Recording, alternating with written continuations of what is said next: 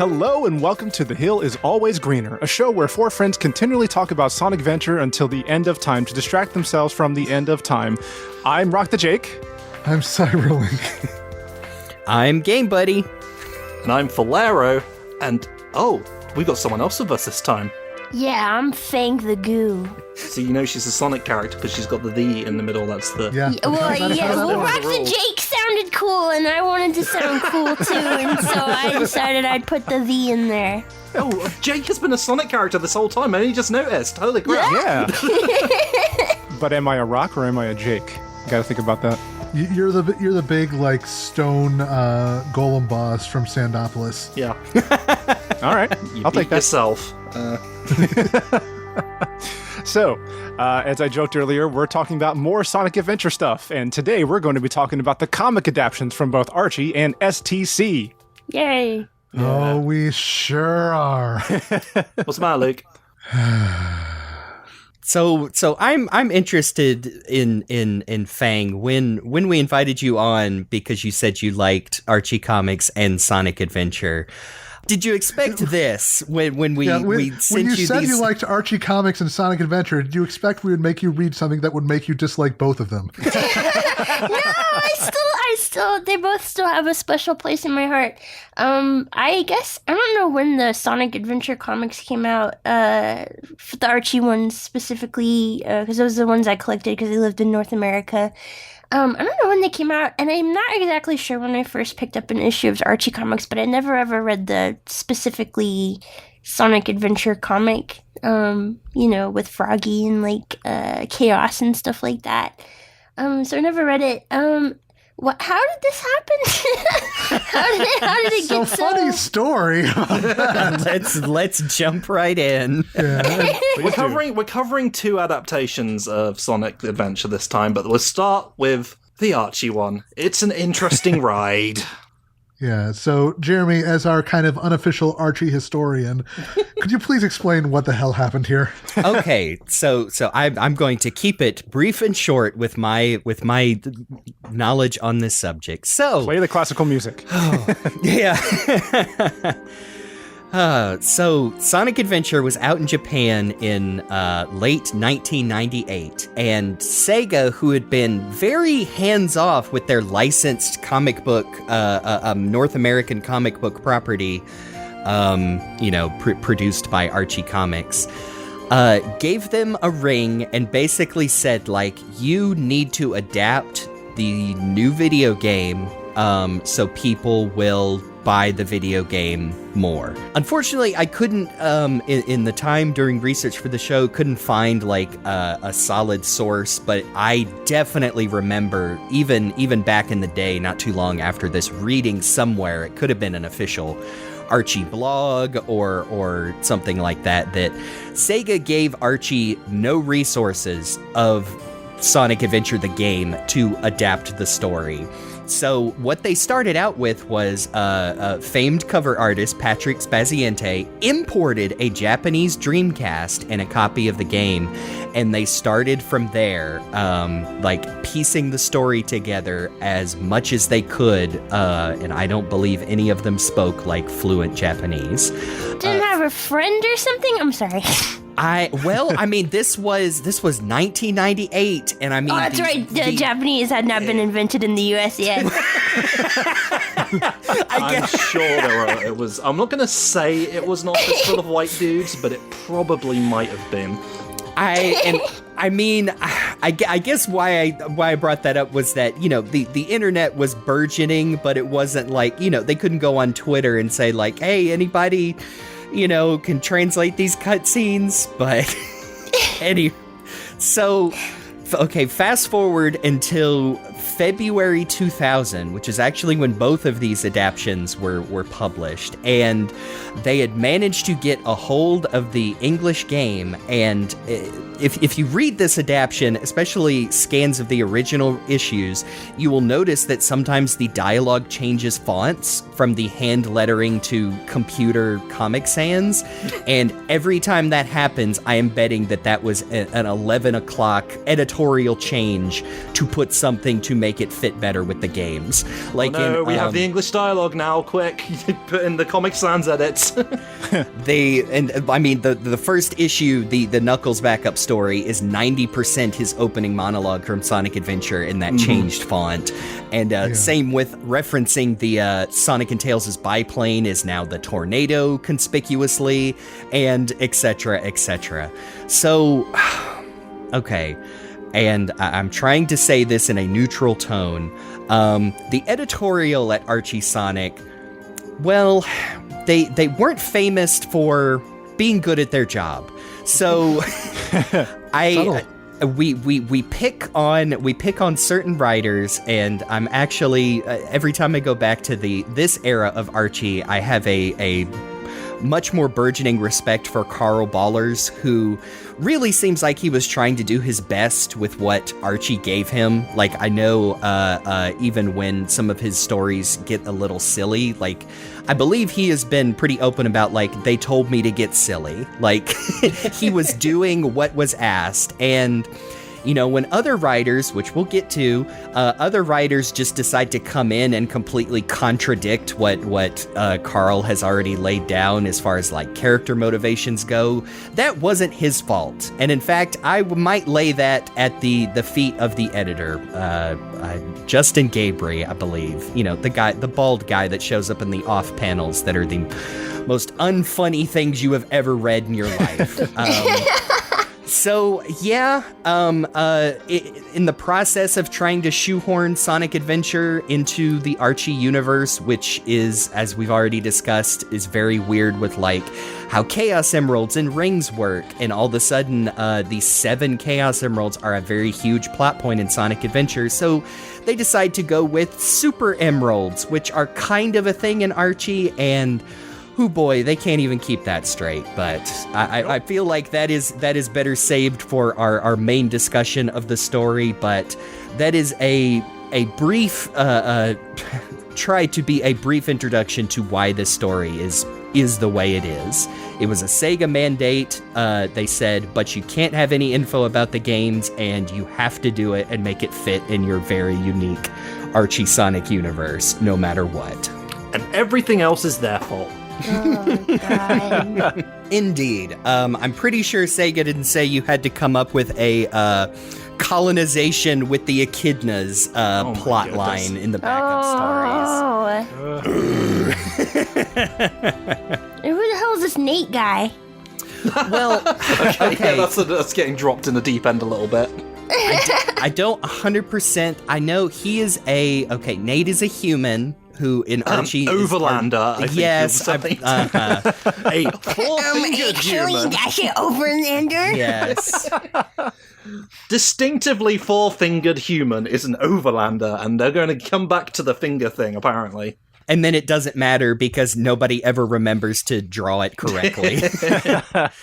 Nate was I can't 100% remember. I don't hate Nate Morgan. He is a little bit of a problem solver. In fact, that anytime there's a problem that needs to be solved in a story, he says, "Oh, well, I can do that." Like, he was friends with King Maximilian when he was younger. He's also been to Station Square before anybody else has. I think he created the majority of the magic rings in the world by harnessing the powers of a super emerald. And he's just a little super scientist guy, and he's kind of cool. He's not that bad. We have Lucius Fox at home. Yeah. So here's my question: Isn't Tails supposed to be like is he just like a mechanic? I thought Tails was also like a super genius. Well, they haven't got to that yet because we've just got to Sonic Adventure. I noticed that both the Archie Comics and the UK one both have like this super smart guy insert. The other guy was like literally Porky Pig. He's literally Porky Pig. Yeah. Hey, and they're both there's these super smart inserts, and it's like brothers. Tails is right there. Like, why did we need another super smart guy? Coming rushing to the defense of my boy Porker Lewis. Porker Lewis can't lose. Porker Lewis is his own guy. He doesn't have a speech impediment. He just has terrible trauma brought upon him for that month he was locked away with Metal Sonic. But, you know, like, here's the thing. I don't know if Tails being a genius was a known thing in the West at that time. Like, it was always there in, like, the Japanese side of Sonic. Like, in all the Japanese manuals, everyone knew, oh, Tails is a smart one. But over here, as far as, like, all the media adaptations were concerned, Tails was just a bit dim. He was just Sonic's little brother who wasn't very smart, so... Yeah, you know what? Yeah, I so see that's the explanation for it. Honestly, we really should have figured out that he was the smart one by the fact that he flies a plane. Yep. Yeah. I couldn't fly a plane. It's simple controls. It's just up, down, you know. If Sonic can fly it as well. It's actually Sonic's plane, by the way. That's the thing I always forget. Sonic had it no first. big deal. He's just playing tail gunner. Archie Sonic also kind of had a multiple things going against it for introducing Tails as like, oh yeah, he's the smart mechanic, because they had so many other characters who were that. Like, they carried over Rotor from Saturday Morning Sonic as the tech guy. And then once Uncle Chuck started showing up, he was also like a scientist who would make machines. And then, yes, they introduced Nate Morgan, who was also a super scientist who built lots of things. And then by the time Adventure rolled around and it was firmly established, like in all the games, that, oh no, Tails is also a tinkerer and a boy genius, it was like, well, okay. How many geniuses we got in here? Exactly. Not enough. Too many geniuses to work with. And Dr. Robotnik, come on. Yeah. And what's in the water? So, yeah. Okay, so we are going to jump in. We're going to do, a brief synopsis of the story of the Archie adaptation and just dig into, like, the little points we want to hit. We're not going issue by issue because there's too many. Yes, 7 of them. We don't have time. Yeah. One of them's a special, goodness. Yes, almost 100 pages. But we are talking about Archie Sonic the Hedgehog regular issues number 79 through 84, and Super Special number 13, which we've talked about the Sonic Super Specials. They were an event, double length, at least 48 pages. Oh wow, what a thing. But we have the covers of these are by Patrick Spaziente, Harvey Mercandusic. Oh man, I should have practiced this. Mercado Casio? Yes, Josh D. Ray, Monty Galan, Ken Penders, and Nelson Ribeiro. These stories were written by Carl Ballers and Ken Penders. Pencils were by James Fry, Stephen Butler, Jim Valentino, Chris Allen, Ron Lim. Oh, Ron, I think this is his debut on Sonic 2. And Patrick Spaziente. Inks were by Andrew Pepoy, Pam Eklund, and Ken Penders. Colors were by Frank Gagliardo, Josh Ray, and Amy Ray.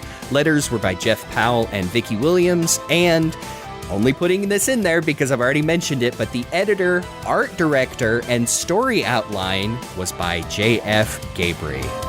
So, yeah, keep that in mind. That's a lot of people. Art director and story outline. Yeah, it's a big contrast to when we get to STC. Just Nigel, Rich, and Ellie. Yeah, basically. It's a lot of pages. You need a lot of people. Yeah, that's true. We start with, this is the official name of the first story. I'm sorry, this is probably the only one I'll bring up, but it's The Discovery, a Sonic Adventure tie-in. Right just there to in the let subtitle. you know. So this is where we start off, where Nate Morgan, who like we've established is a friend of he's an overlander human. He is a friend of King Acorns from way back. He is monitoring transmissions from Dr. Actually, Robo Robotnik, is now the new Dr. Eggman. Woo, we can't get into that. But that Eggman is planning to invade the hidden city of the ancients, a place that everyone but Nate Morgan thought was like just a myth, but he's like, oh no, I've been there before. Like, yeah. Okay. So the king says, well, we should definitely have a responsibility to warn them. Eggman is a bad guy, so we're going to do that.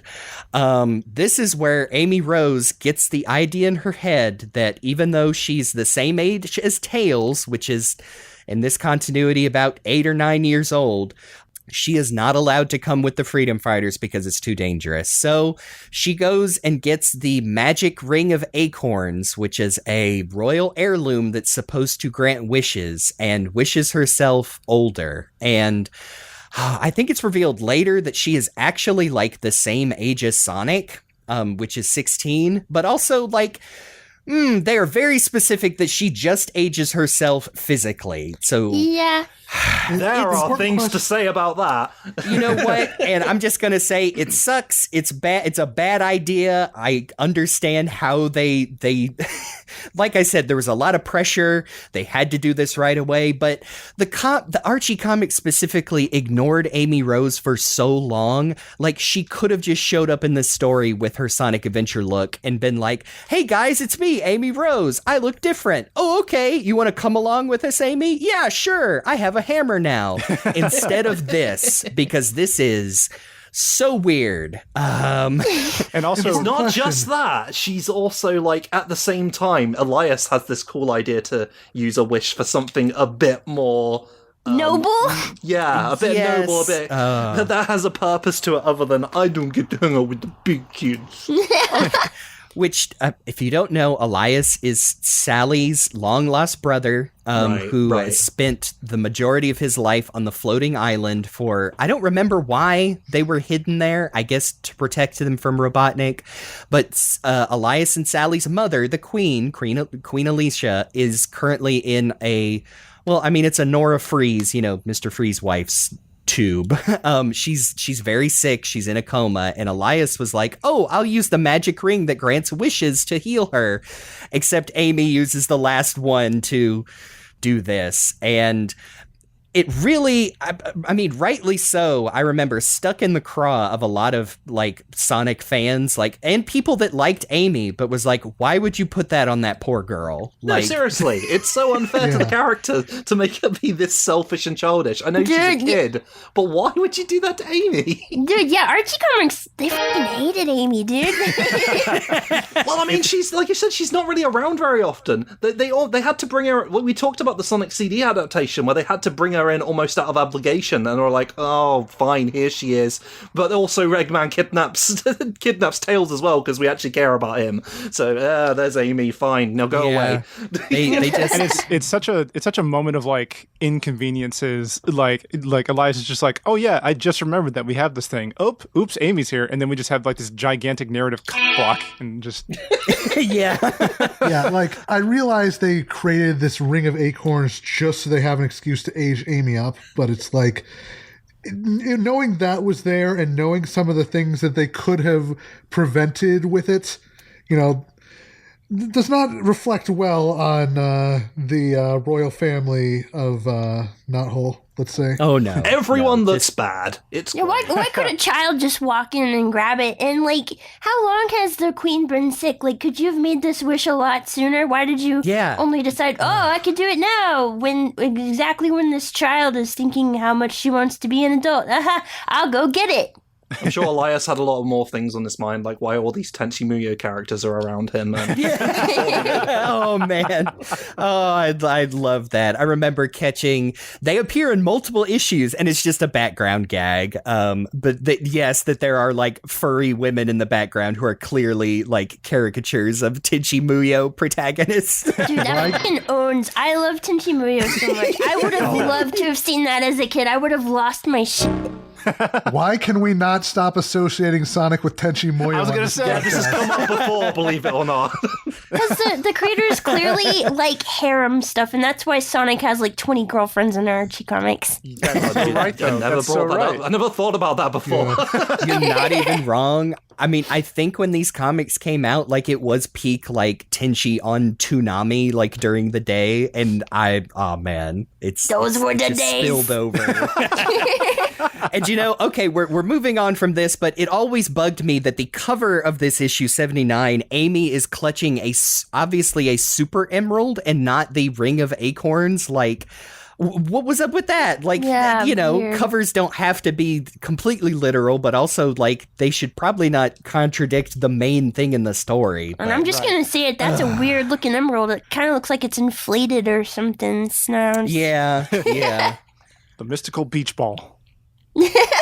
So Amy gets her wish. She gets to come along, mostly because Nate is like, we don't know what the magics are gonna, like, destroy your horrible body, Amy. You need to come along so I can, analyze you when you explode.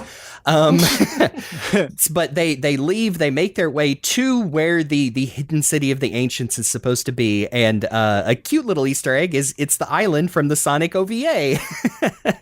It's the little volcano and the crashed plane and all that stuff. And they go in there and it's Station Square. And before this, Nate Morgan explains that this is a hidden city that was developed by a strange separate race of human overlanders with 5 fingers. Now, does that matter to the story at all? No, because one, nobody bothers to tell the artist drawing these issues, and the humans switch back and forth between having 4 and 5 fingers all the time. Mm-hmm. And 2, they do the same thing with the Sonic characters.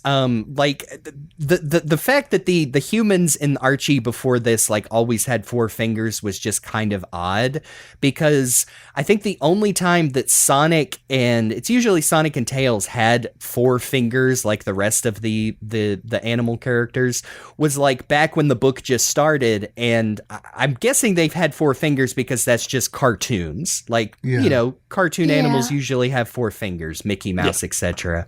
But by the time you got here, and when the book was adopting, like, a very anime, like, game, to look more like the current game style, they just started drawing all the characters with 5 fingers. Like, even Sally and other characters get 5 fingers eventually. So it doesn't matter at all. Why bring it up?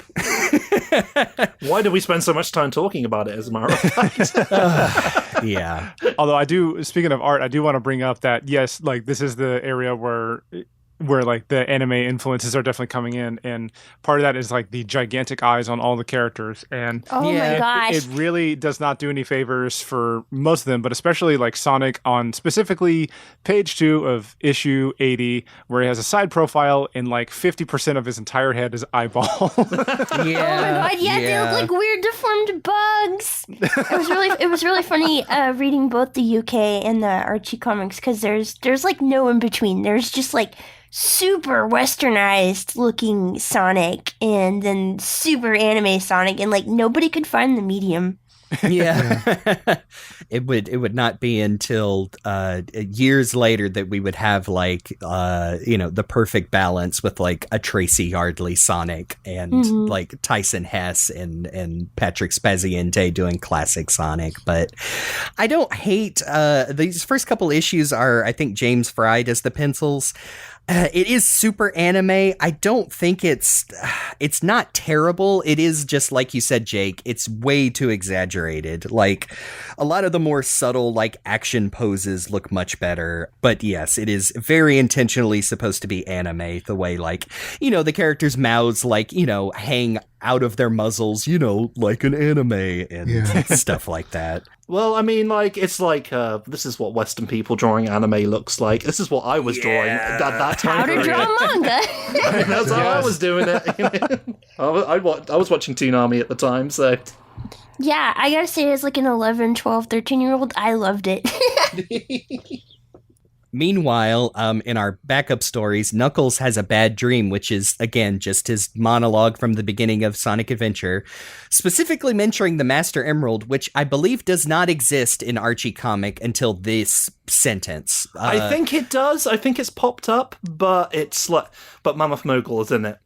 Yes. Yeah. So that's why they had to do a whole funny thing with, like, giving us a different Master Emerald for Chaos to be in.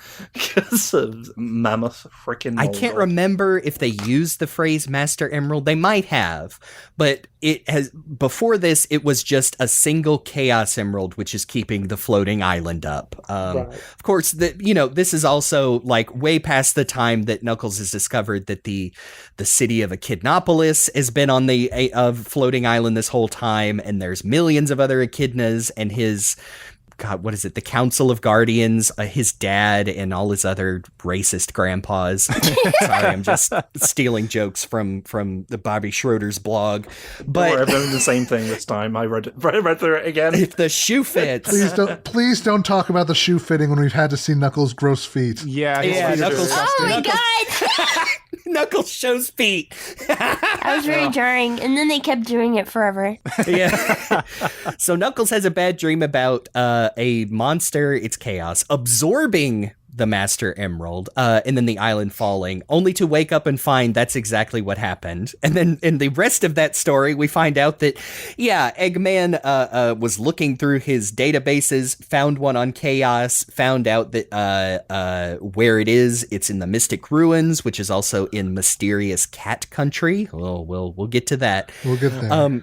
And so he goes and digs up a black emerald, shatters it. Chaos and we'll find out later, Tikal come out of it, only to find that he also needs I think this is where he says power emeralds. Yeah. Which, okay, we'll just get it out of the way here.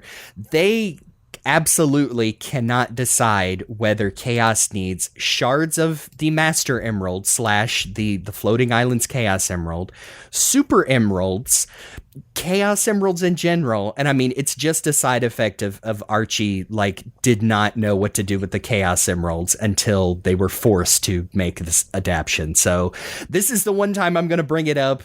Just know it does not stay consistent. But so yeah, he goes and shatters the Floating Islands Chaos Emerald. The shards get flung out everywhere, and he goes trying to find those there. Think Knuckles. Can I just say, though, there is something, and I'm sure this has been pointed out before, there's something very funny about Eggman discovering the floating island, finding all these echidnas there, completely wrecking their and then just going away. It's like, oh, look at all this story. Anyway, bye. Oh yeah, it is hilarious because then Knuckles goes like to his dad and the Guardians and is basically like, what happened? And they're like, oh, well, he just broke through our defenses. And I'm like, it is so like unintentionally funny that these stupid old racist echidnas who have like all of this technology that they've hold on to and like sat on their high horse about being better than the rest of civilization. And Dr. Eggman just comes and pushes their shit in. God, we so keep funny. ourselves away from the events of those below. We find ourselves not involved in the petty squabbles of those against Robotnik. I'm Robotnik, I'm here! Oh, I wasn't prepared for this. Yeah. What's up, motherfuckers? All of Knuckles' relatives are like intentionally been isolationists, like never did anything about the original Robotnik because, it's just, we don't involve ourselves in that. And, it's so bad. Knuckles flies off, I think he is now looking for the shards of the Master Emerald, just like he was before. Meanwhile, the Chaotix are checking out the new, landmass that the island fell down before and get caught by a bunch of giant cat people. Also, Big is here. Yeah, he is. His little backup story, Froggy jumps down and slurps up a piece of chaos, all with just a very weird internal monologue. Like, I didn't need to know Froggy's inner thoughts. Like, especially when he's kind of a jerk. He seems like he doesn't like Big much. Man. Which is just a little sad. Respect for my boy Big. I know. Big is not. He's okay. We've talked about this before, where modern Big seems to have found, especially in English, like a great balance between being laid back but not sounding stupid anymore, to put it undelicately. Yeah, and having to read this Ken Pender's written Big dialogue in his Sonic Adventure 1 voice is just hurting my brain. But No. all that happens is, Froggy swallows chaos, grows the tail, immediately gets kidnapped by Gamma, and Big goes pursuing after him. I just love that image of Big with the clenched human fist. Like, nobody takes my buddy if they know what's good for them. I'm gonna fucking kill them. Big having his John Wick origin moment. The Duke Nukem is finally bleeding over. Into, I have served, I will be of service. I'm here to chew bubblegum and save Froggy, and I'm all out of gum. Yep, that's it. I also want to say, like, in the story where the Chaotix get caught by the Cat Country people, I know this is early-ish Archie, but still, I feel like they did my boy SBO wrong, because like they got the only ninja. Yeah. Well, he wasn't a ninja at this point, so again, it's like the Tails thing. Yeah, it was very much like the Chaotix did not have. I was trying to skip over it, but I can't help it. The Chaotix did not have their modern personalities established, which is why Vector talks like that. My most generous interpretation is Ken Penders was trying to make him sound like, like Will Smith on The Fresh Prince, and not like just a nakedly like racist stereotype. But it's terrible. He only, I think we are past the worst. The worst of Pender's Vector is in the Knuckles comic, which I think has been canceled by this point. Good. So, meanwhile, back in Station Square, the cops show up and want to arrest all of the furries until the chief of police recognizes Nate Morgan as his buddy. And so then they get the grand tour from... Oh boy, the mayor who, I forgot that a lot of Archie Comics was based in New York. So here we have a pre 9/11 Rudy Giuliani parody. I thought so. Mayor Giuliani. Yeah. Giuliani. Oh boy. Which, man, talk about hindsight. Considering boy. how often he's drawn with like the angry glare, I was genuinely convinced that he was going to turn out to be a villain, and I'm shocked it didn't happen. Yeah. No, I just think that's how they draw him. It's not his fault. He's just drawn that way. Yeah. I think this is where, and the mayor basically says like, "Oh, we're not worried about Dr. Eggman. He sounds like a punk." And they're like, "Well, okay, whatever you say." And then like basically gives the freedom fighters like carte blanche to, sets him up in the Emerald Coast Hotel. And this is also where we get Sonic playing guitar by the pool with a bunch of Street Fighter ladies. Yeah, who are, the Virtua Fighter cast. Okay, so where is this place, this Sonic on the Sonic Horny scale? Because we still need to establish that. This is definitely up there. He did immediately abandon his mission to play guitar for some hot babes. So I'd say it's probably a 7 out of 10.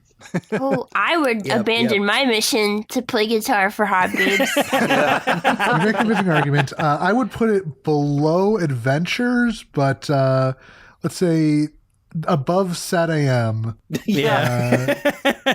Probably above like Game Sonic. Oh, I think this is also where, because the freedom fighters have kind of, gone their separate ways to do research and just hang out. This is where Amy's story starts, where she runs into Birdie. And so we get that. Some also like suspiciously replaced dialogue to better match the game. And then she immediately gets kidnapped by several Zero robots. And that's it for now. Bye, Amy. Amy grows a prominent chest for this, which is very uncomfortable considering what we know about this version of Amy. Yeah. This is Chris Allen, which I don't like how he draws Sonic characters. I like how dynamic his art is. Like his expressions and gestures are very good, but he is obviously, oh boy, and we're getting to Ron Lim, but obviously someone who was used to drawing humans in superhero comics, I believe, and was basically just putting Sonic characters' heads on people bodies. So yes, no reason to draw Amy that ample. Oh, dude, yeah, she was looking, I don't know, like a mascot character in a pretty park. stacked. Yeah. And also, like, this is where Amy's hammer actually shows up, but it just shows up. She's like, how the did I do that? Yeah. It's just acknowledging hammer space, I guess, so why make it part of the story? But was that, I mean, what is the logic, like, oh, like, that would have happened, okay, you know what, never mind, I'm not going to even go down that path of saying, like, when she grew up, it would have happened naturally. Jesus Christ. You know, that special time in a woman's life when her head giant She makes a wish on the magic acorn. Oh, no. Good old puberty hammer. So this is also where Knuckles and Eggman are both looking for shards of the emerald or super emeralds, whatever, doesn't matter. Tikal appears in front of Knuckles. No, she doesn't. That's not Tikal. No, that is not Tikal. For one horrifying panel, she looks like a generic Kinpender's designed echidna, but they do fix it almost right away. Kind of. For a moment, she looks like one of the tribal warriors, and then she turns into regular Tikal, but then she grows up again and she looks like one of those Julie Sue-like characters. I mean, she looks like Knuckles' mother, which is gross. I don't remember her name, Laura Lee, or no, Karen. I don't even remember. Yeah, could be. No, it has to be hyphenated, so it would be like Karen Law or some whatever. Karen manager complainer. Anyway, and she gives Knuckles like a kind of similar to the game's backstory, although she does mention that Chaos specifically was a mutated Chow, which, hey, good on Archie for getting that right for the most part. Like, I think that was something that was not known for a fact in the games until much later. It's a shame that in one panel, how'd they know that? he looks like... It's a shame in one panel he looks like an echidna, which feels like the most Ken Penders ass thing to do. This ancient god is also an echidna. But for the most part, the backstory she gives is like, yes, they lived in peace. The Chow were there at the Emerald Shrine, and then the Knuckles clan, tried to take it, and they were destroyed. This is where Knuckles' dad goes to the Cat Country to try and rescue the Chaotix, and we get more of the backstory of how there was a group of echidnas who broke off of the ones on the floating island to go explore the world. I think the word he's looking for is colonized, because that's exactly what they did to the native cat, the cat people, is that they busted up in their land and started killing them to try and settle in the Mystic Ruins. Except Locke is basically acting like it was all their fault. And I mean, we don't have time to go over how fact that is, but it definitely suits Knuckles' douchebag dad. Yeah. He says he came to finish the fight that they started. No, they were defending themselves again. Anyway. We literally saw in the backstory that they did. Oh. But also, like, aside from, like, the obvious terrible, terrible implications of all of this, there's also the fact that this is Ken Penders having to be like, oh, now they've given an actual backstory for the echidnas, but I want to make it work with my cooler echidnas that are science people. I kind of like the cat folk because it does, then you're like, oh, I guess, that's who Big is too. And they do show up later in much better stories written by other writers. However, right now they are literally... I mean, there's no word for it except they are portrayed as savages. Like, they make jokes about eating their young when they get out of line, and, like, only the queen, like, has irises. Like, all of the other cats kind of just have, like, scary blank eyes. Like, they're, wow, are they even intelligent enough to talk? And it's just dumb bullshit. Also worth noting, by the way, as I understand it, the mysterious cat country was always going to be in this before Sonic Adventure was a thing. It just so happened that there was a cat character coming up, and Ken managed to write that in. So, this isn't even Ken being clever. Like, oh, I'm going to give an expansion as to who Big is and where the Mystic Ruins come from. No, he's just making this work with his story, his vision. Just a coincidence. Yeah, I've got a question, and maybe this is because I just read both of these issues so close together, but that cat queen woman, was she not in the UK version as well? That's a different cat. They look exactly the same. Wow, they look exactly. You see two female cats, and you're like, the same character. I do. I see a female cat with in a big fucking robe with sexy bedroom eyes, and I'm like, yeah, it's the same cat. We're bad enough the echidnas colonize these people. You can't even tell them apart. Oh my god. Yes, this is also where we get to a which I'm convinced, Mr. Jeff Fowler, the director producer of the live action Sonic movies, might have read this comic because this intro page, which is supposed to be Sonic's intro from the game, with some added dialogue, really, I gotta tell you, for as silly as this is happening it sure beats the hell out of Suffering Souls. Yeah, and that kind of gets to my big problem with this issue, with this whole storyline, is that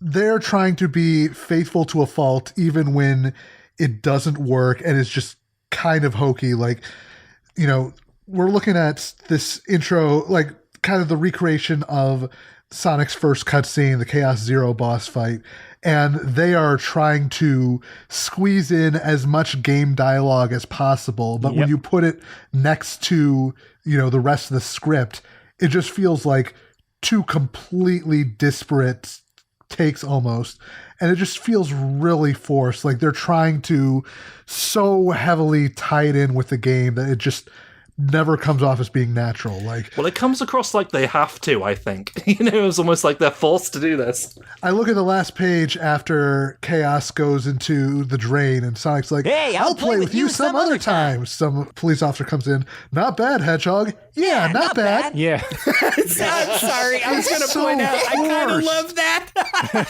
It is super forced. I love that one specifically. All the other ones are so forced, and so is this one, but I love the fact that they incorporated Sonic's end of level line, but having some cop going, not bad, Hedgehog. Yeah, not bad.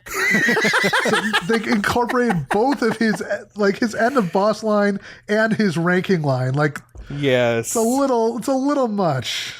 I do agree, but also it's nice to have some really cool Sonic stuff here that's from the games for once. We've had all of this Archie bullshit up to now, and it's here's just the Sonic Adventure Battle, the first Sonic Adventure Battle, presented almost verbatim. It's so out of place, but for once I'm like, oh, it's a Sonic comic I want to read. It's weird. They've even got Eggman standing overhead. Oh, really? You know nothing, fool. You may have won the first battle, but the war has only just begun, for you face Chaos, the god of destruction. Yep. I do think it's interesting, and we'll see this a few other times. The opening story for this one, breakdowns are credited to Spaziente and James Fry. You can see those spaz moments here. They're very distinctive. Yeah, you can tell just because the layouts in this story are very dynamic. And again, Fry's pencils aren't bad. I think some of this might be Ribeiro as well. But yes, you can tell that pose of a Sonic looks more like a Spaziente, very dynamic. And he was the guy with the game that was doing research for them. This is also the issue that we get a Gamma backup story. Yeah. Oh, that's true. It's bad. It's just kind of it's very truncated. Okay, the biggest problem, I don't have a problem with the fact they're doing this weird, like, second person thing with Gamma, where they are, like, narrating his thought process. It almost completely skips over his interaction with Amy Rose, which is the entire point of his story, and Amy's as well. Like, it establishes that Amy is very empathetic and causes Gamma to, like, question why he is following Eggman's orders when it is leading to people getting hurt, and they literally skip over it. It sucks. Like it's there and they try, but I feel like it needed at least another page or two. Yeah. You can infer that it's happening if you've played the game, but that this story is specifically meant to, like, for people to, to advertise the game to people. So I don't know why you would skip over that. And, like, it was such a good story arc in the game. Like, genuinely, as a child, I played that and I was like, it's the sweetest thing I've ever read. So, like, I feel like that could have been, like, a really cool moment in the comics, but it's barely here. Yeah. Like, barely any of that cool story that we all remember, like, being emotional and really deep for a Sonic story at the time. It's pretty much gone. The one thing I will say to its benefit is they never actually showed Gamma, like, finishing up his arc, which, not great, but it does lead to good things down the line when Ian takes over and grabs at that thread, and we get the Gamma into Omega transition, which was actually really cool. Yeah, Ian Flynn was like, "Oh, that toy's still in the box. Well then, I'll play with you some other time." Yeah. In the Sonic Adventure Super Special, which has the majority of, like, the rest of the game story, they do just...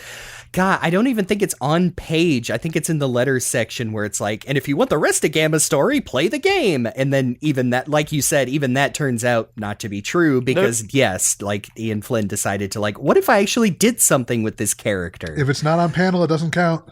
Yeah, exactly. But yeah, that brings us to... What if it's off panel? Well, then it's not funny. That's what it is.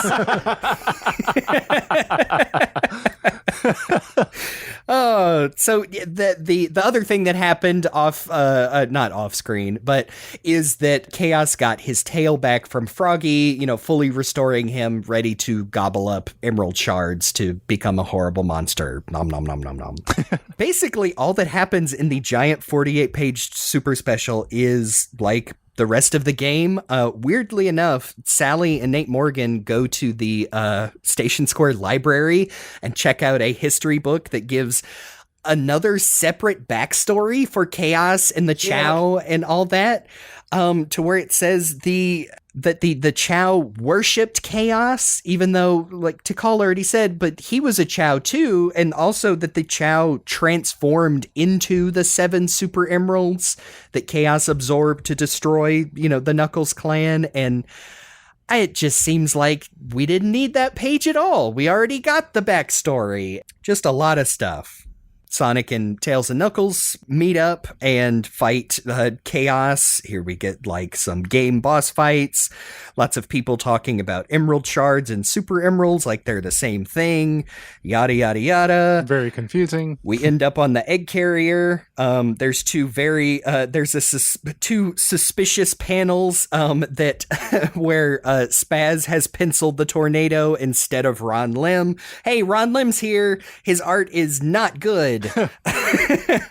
So basically what we're looking at here, like, we could describe the story in detail, but it's just the near the end part of Sonic Adventure. Yeah. Abridged. Imagine that, abridging Sonic Adventure. Oh, wow. Yeah, no, it's aside from, like, those intro pages kind of setting up what the other Freedom Fighters are doing, this is basically just everything from the Chaos 4 boss fight up through the Chaos 6 boss fight. Just pretty much direct without any changes. The most interesting change in the Chaos 6 fight is that Knuckles gets frozen and Chaos tries to slowly vor him to death. A bold choice. What I was looking for. Speaking of that fight, I do want to, like, we poo-poo on the art a lot in this particular saga of Sonic, but I really genuinely like just like the rough way that Knuckles looks when he's being sucked upon by chaos. Oh yeah. Yes. Oh yeah. Oh yeah. That's the thing that stood out for you, was it, Jake? Yeah, you don't think that led to some decisions down the line? Being sucked upon. No, as much as I do, like, I rightfully on Ron Lim's art, it does occasionally, like, shine through. Like, he's a very good technical artist. He was just not meant to draw Sonic furries. And that's not even his fault. Again, I'm laying this at the feet of the editor, who was like, yeah, sure, dude, that's good enough for our dumb licensed book for idiot children. Yeah. Because, the rest of it's not bad. Like the chaos doesn't look too bad. Like the backgrounds don't. And, the coloring and inking is also really solid as well.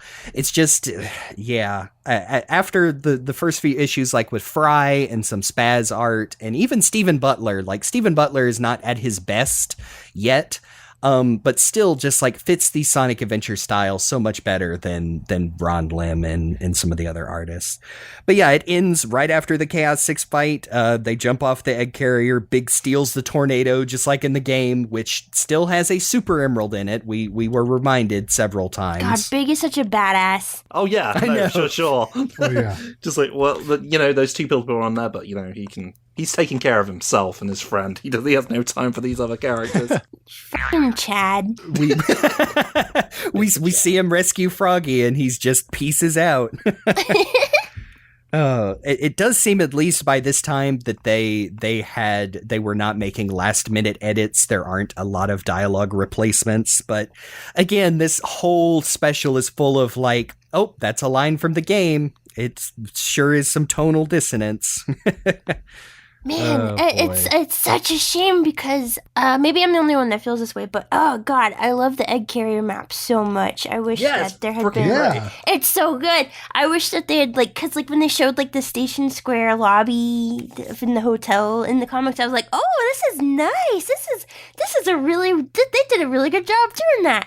And I was looking forward to seeing the egg carrier because you get the room with the maid robots, you got the pool, and then just last year I discovered that if you go into Eggman's private quarters, you push a button and he's got a fucking pull-out bed, and that blew my fucking mind. And I'm like, please have it in the comic. Please show me Eggman's pull-out bed. That would be such a funny gag. And they just were really rushing through it, and it's a shame. Yeah, we barely get to see the egg carrier in all its glory, and even more disappointingly, this version, Eggman literally says and my egg carrier has a giant drill that will burrow through the mountaintop so I can get to Station Square, and then we don't get to see it do anything with the drill. We get a little bit of it right at the end. That's about it. Yes, that's the egg carrier 2.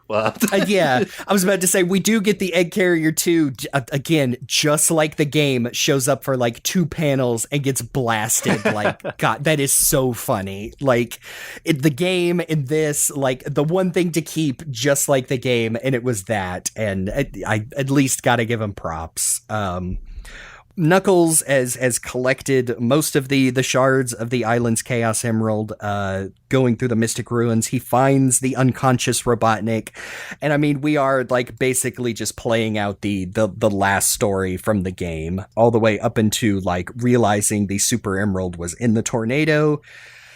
Oh, and then just not spoken about until this issue, the mayor of Station Square reveals that all of Station Square's power grid is powered conveniently by 6 completely separate, unrelated Super Emeralds. And funny how that works.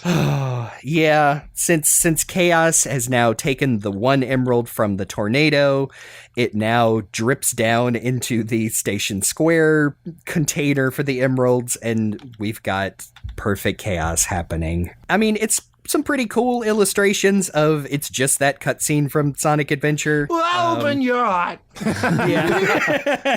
I give them props. The comic does a good job of conveying the scale on which this is happening. Yeah. Yes. All of the urban destruction and everything.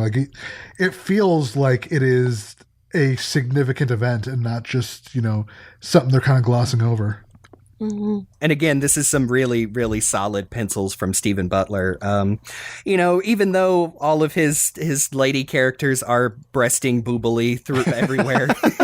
As they do. Because I loved that. As a kid, oh my god. Inspiring.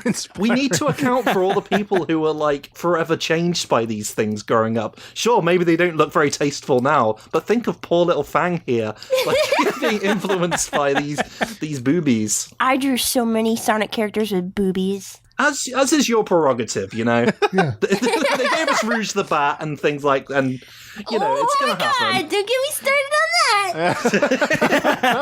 that.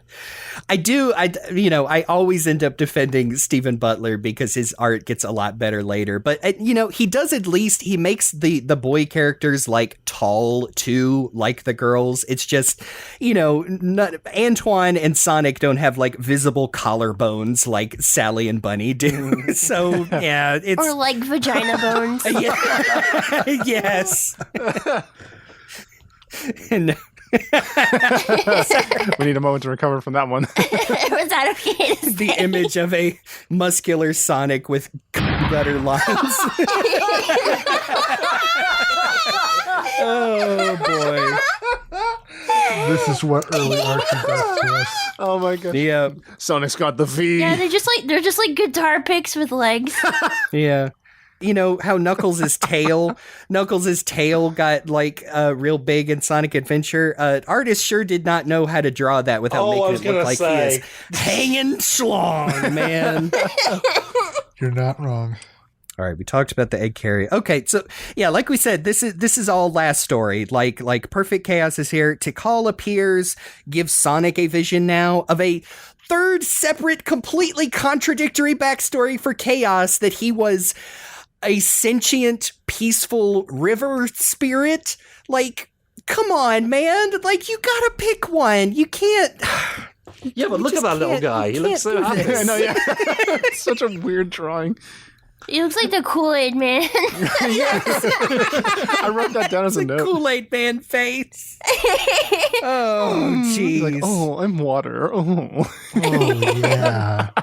Which that's another thing is they also have been spelling Tikal's name wrong with a C instead of a K, which, God, at this point, like, it's the least of our problems. Yeah, she's got shoes. Yeah. Instead of like those her shoes. stylish sandals she's supposed to wear. She's just got pink Sonic shoes because, again, I'm sure they just couldn't figure out what they were supposed to look like. They drew Knuckles' feet that one time and they said, okay, we're good for another, like, 10 issues. This is also so weird because Tikal is almost saying verbatim, like, all her dialogue from the last story, saying, like, oh, Chaos has absorbed the Emerald's power. He must be sealed back in the Master Emerald, which he wasn't in the Master Emerald to begin with. It was that Black Emerald that they were both in. Sonic interjects, with his big character moment saying, like, well, that's not going to change how he feels inside, will it? I'm not just going to kill him or seal him away. That's not fair. Yeah, the cycle of violence cannot continue. That's like the main theme of Sonic Adventure, is like the, not perpetuating all of this destruction over and over. Yeah. So keep that in mind. Yeah, keep that in mind. Tikal does some cool, like, Doctor Strange shit and sucks the emeralds out of Chaos, so Sonic can strike a kick-ass pin-up pose as Super Sonic. Like, this was also the debut of the adventure version of Super Sonic in these comics, and he looks pretty cool. Yeah. I like those like dark inked highlights, and Super Sonic looks cool. Yeah. We'll give it that. And, he starts trading blows with Perfect Chaos, but, we will have to wait until the final issue for the conclusion to this fight. Yeah, I can't wait. I can't wait till this final issue when Super Sonic is the one who has the most emphasis on stopping Chaos, because it's clearly his story. Oh, let's see. The majority of these first stories have been written by Carl Bollers. The backups have been by, Ken Penders and whatnot.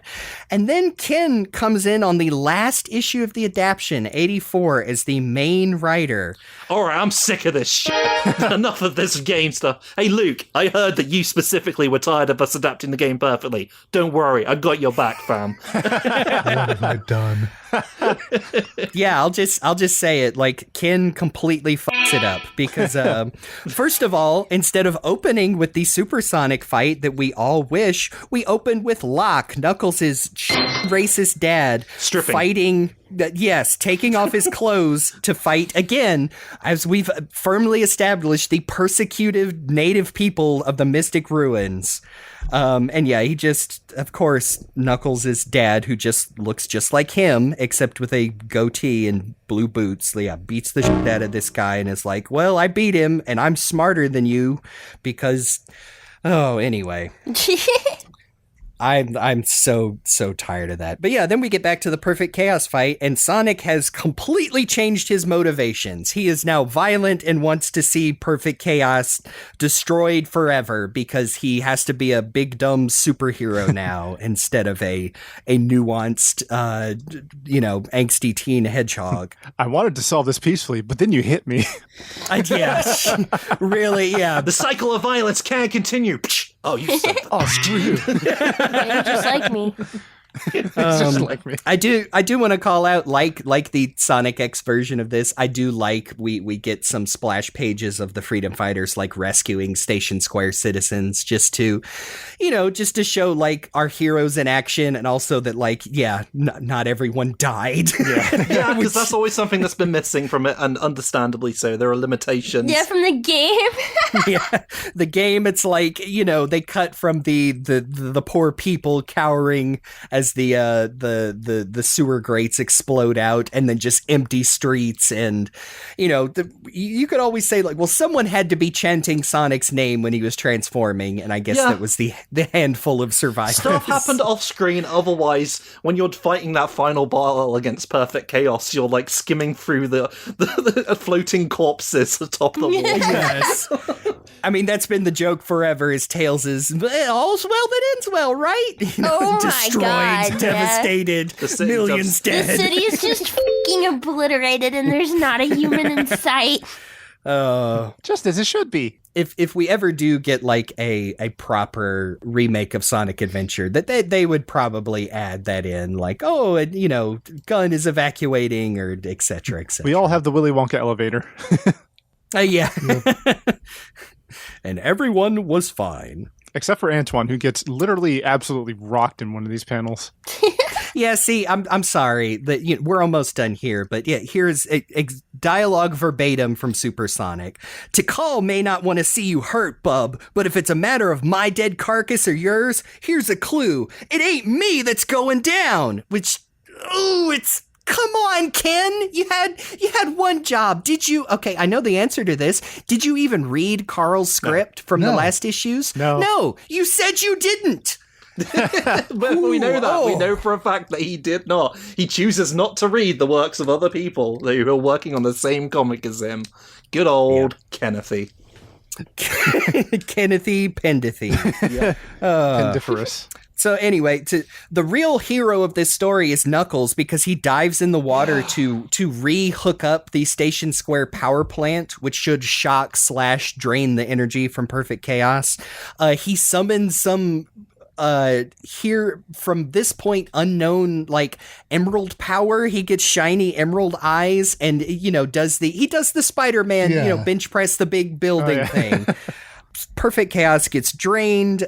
He reverts back to regular chaos along with the Chow. I guess the emeralds that Station Square had were the ancient Chow that transformed. Oh God. Ooh, it doesn't make any sense. And Tikal says, and now we're returning back to the zone where we belong. I have to go. My planet needs me. Yes, that means nothing. My favorite thing is Sonic says, after all that, it's over. Doesn't seem right somehow. And Knuckles says, what do you care? I'm like, fuck you, Knuckles. Damn. Well, Knuckles won. Knuckles is the ultimate hero here, not Supersonic, because it had to be. So why does he? He's just like, yeah, whatever, Sonic. I'm the one who solved this all on my own. Who cares that you're super? They're now one less headache to worry about. Like, oh my god, jeez, what a. Really, I blame your father, Knuckles.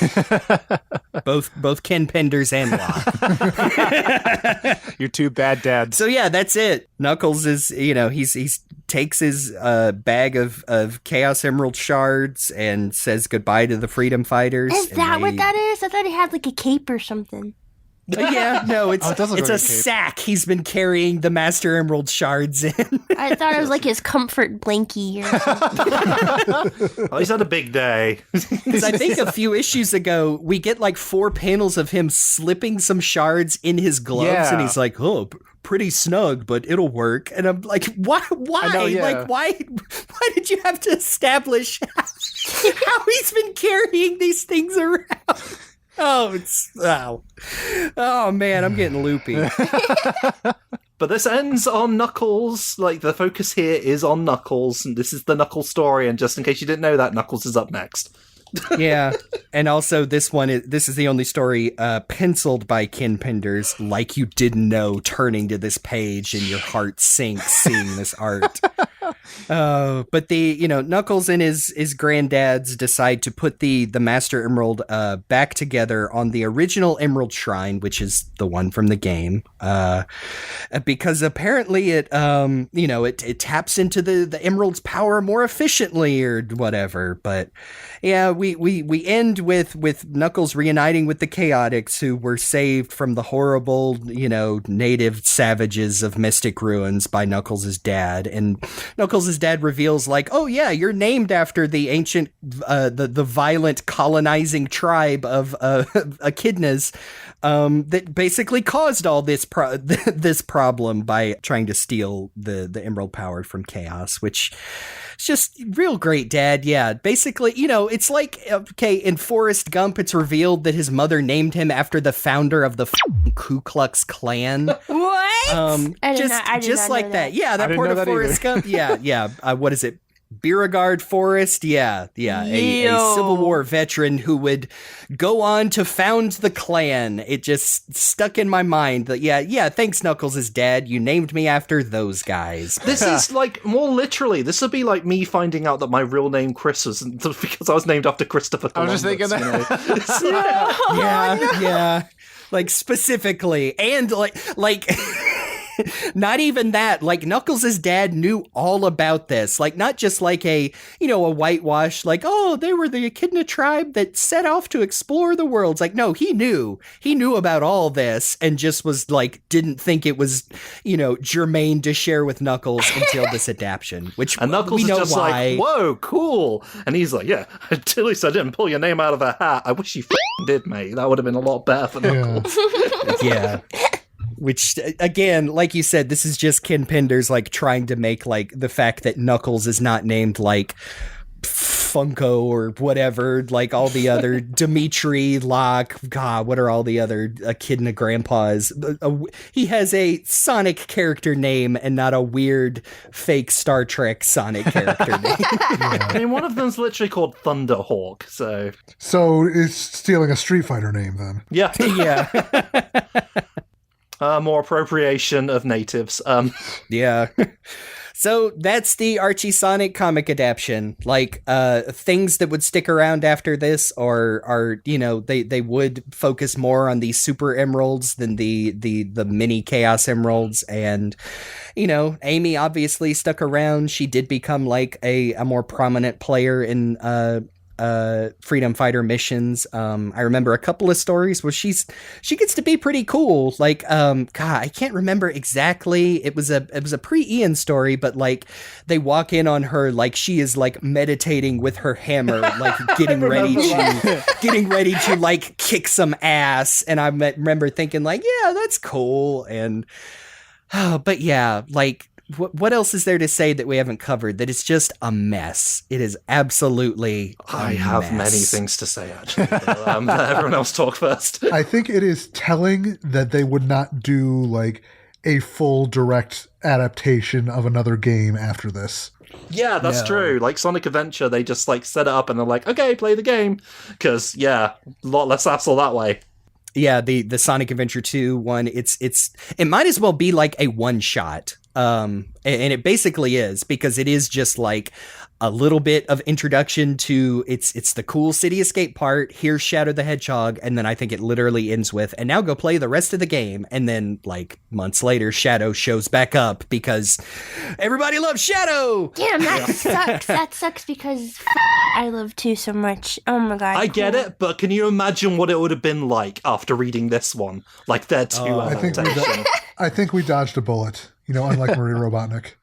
Trying to... Did we dodge a bullet? Because, like, even if it's bad, it's so entertaining. Just imagine... I enjoyed reading both the Archie and the UK takes on the Sonic Adventure game. It's a mess, but it's a mess you can't look away from.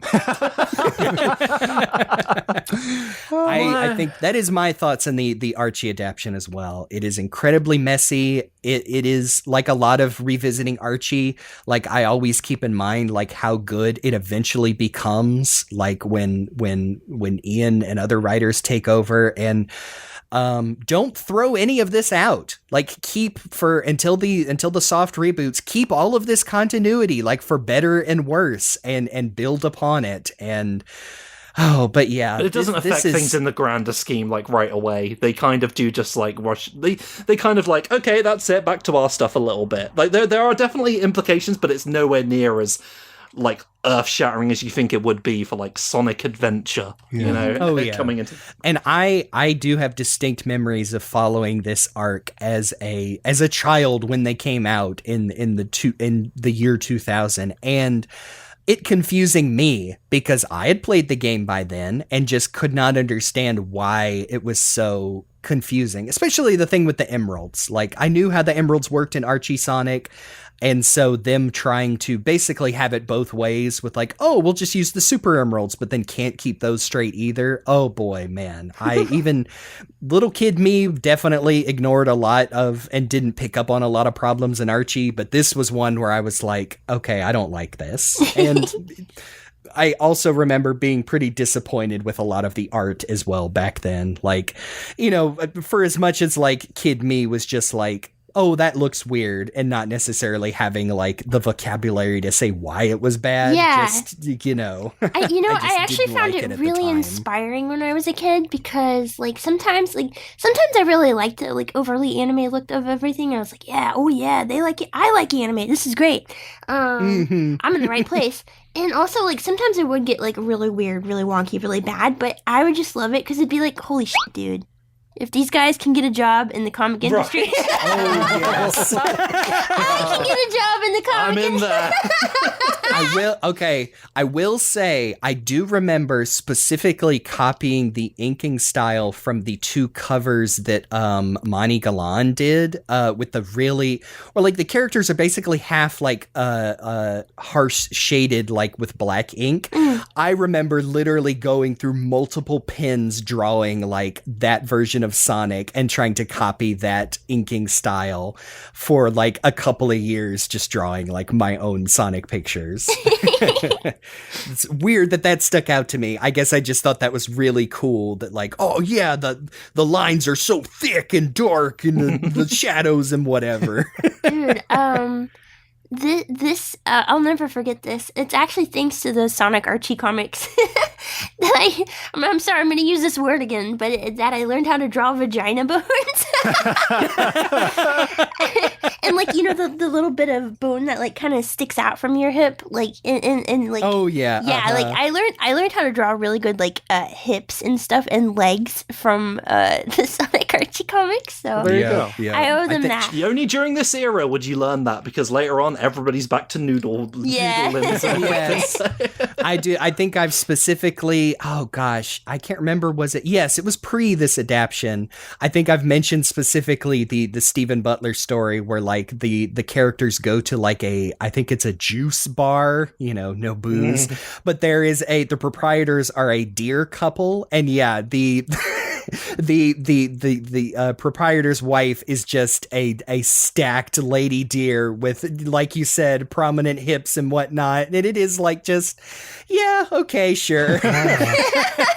You can criticize it, but just think of like all the people who, like I said, like this is formative for a lot of people. Should it have been? Maybe not, but you know. Maybe not. I am mostly, I guess, talking around my embarrassment. Like, I am not being prudish as far as, like, you know, the characters can't be shapely. I'm just, yes, I think mostly I am probably recalling my thoughts as, like, a young kid being like, oh, that character's pretty.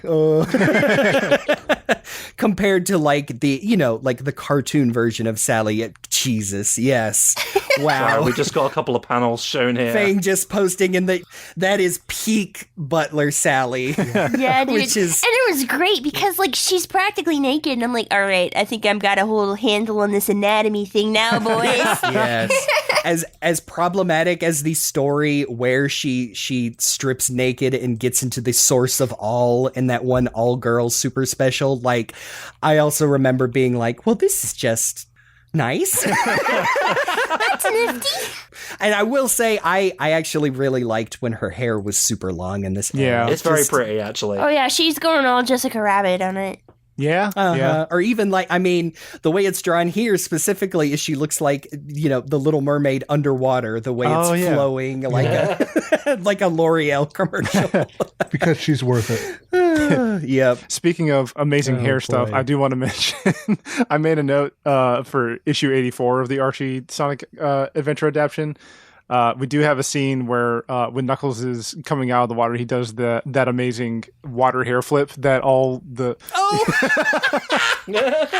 You're not even wrong! Oh my god, I want to see it. It's page 13. It's page 13 on the scan and 17 overall. Because he is worth it. Oh my. Oh, what product does she use?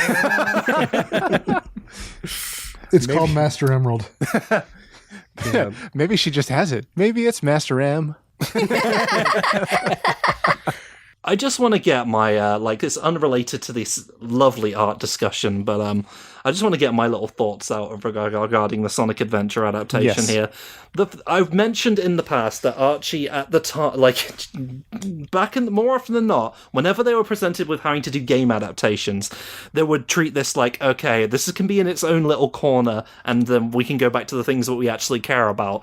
And I feel like it's never been more prominent than right here, where they had to put Station Square in a mountain to be like, okay, this is where the Sonic Adventure storing, right in this mountain that's separate from everything else.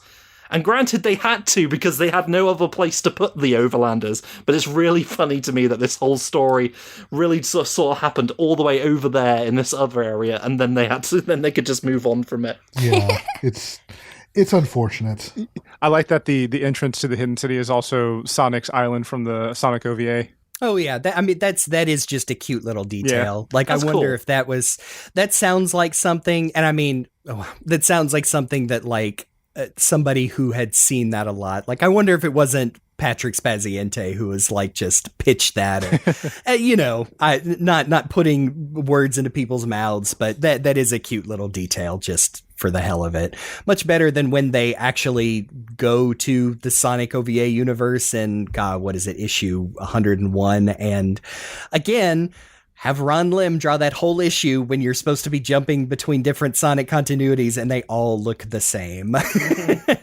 But yeah, I mean, I think it really, even though I now know all of the troubled backstory of this adaptation, that, you know, Sega mandated it, to use a very charged word when it comes to Sonic comics, but then gave them no resources. And even with all that and summoning all of the empathy of my heart, still being completely flabbergasted with how sweaty this adaptation is. Well, it's not the only time we'll see like a compressed and weaker version of Sonic Adventure. I mean, there's Sonic X is right there. You know? Yeah. I mean, at least the cool thing with the Sonic X adaptions, both of them, is from what I understand, they actually went off of the original game scripts. So there is like some unused dialogue and scenes in there. And like Rouge tried to like seduce a woman cop. That's great. Yeah, yeah. Oh, we're big fans of Rouge and Topaz on this show. Oh, hell yeah! It is what it is. Alright, so that's the Archie adaptation of Sonic Adventure. We've talked about that in depth. Now let's see what happened on my side of the pond. We're talking about Sonic the Comic. And this is a different case altogether. Now, what was going on with Sonic Adventure's adaptation in America is they put it in there and they did the story and then they carried on. That's not the case for what's going on with STC. This is the final story arc in STC before it's all reprints. Because even at this point, STC, Sonic the Comic, is mostly reprints. It's like old stories, just with one new Sonic story. And they brought back like the old lead writer Nigel Kitching for this to do one final swan song, and it's the adaptation of Sonic Adventure. But you might be like, if you were to look at this and be like, "How is this Sonic Adventure?" I wouldn't be I wouldn't be too surprised because this while Archie almost slavishly tries to recreate the Sonic Adventure story to the point of ridiculousness, this one's just like, well, I've got a few things from the game, let's barely adapt it. It's interesting because Sonic the Comic often tends to be the more game-centric of the two. It often uses lots of things from the games a bit more strictly than Archie did at this point. But this one, it's a bit different. So let's just kick right into it. We start off with... this is a follow-up to a previous world-conquering storyline with Robotnik where he gets super powerful. I don't remember entirely all the details, but he's but Robotnik, who is the Adventures of Sonic the Hedgehog-looking Robotnik, by the way, if you're not familiar with that, but he's evil, is in a state of depression. There's Grimer. Sorry, Fang, you're probably looking at this wondering who half of these people are. Yeah! Me too. Who the hell's Porky Pig, Porker? Who's the rabbit? Why is everyone except for Sonic and Tails wearing clothes? So Fang, do you remember in Sonic 1 how you'd bust open the robots and the little capsules and the little animals would pop out? Yeah. So Johnny here is the rabbit from those capsules and Porker is the pig from those capsules. Why is he so big? Why has he got a jean jacket and leather jacket and Converse? That was their decision. that was an STC thing. They like being fashionable. No, they just... That's not what those little animals looked like! No, it's true. They did originally look more like those little animals. They basically took the names from the Western Sonic Bible, which we've done a whole ass episode on, and made little characters based on that. But yeah, at some point they became like humans with animal heads. I'm not sure why it happened, but it did. But basically these fill up like the Freedom Fighters, because they have Freedom Fighters here too, but they didn't have all the characters from SAT-AM, so they just used like the little animals and made little characters based on that. God, it's really weird to have you dropped right in the end here when all of this has happened already. Yeah, I need answers on Grimer now. Okay, so remember how in SAT-AM and Archie at some point, Robotnik would have, like, Snively, his little sidekick. Yeah. Well, that's basically Nigel Kitching, the writer for this, thought he had to put Snively in here. Then when he found out he didn't have to, he's like, oh, well, I'll just make my own character then. And that's who Grimer is. Ugh. He's just Robotnik's little... He's just a little guy. I guess Grimer's always looked like this. He's more of like a little goblin than like, Robotnik is like a human. Get this guy out of here. Dang. It's never explained what Grimer is exactly. He's just a little guy. He's just a weird little scientist guy. He just looks like that.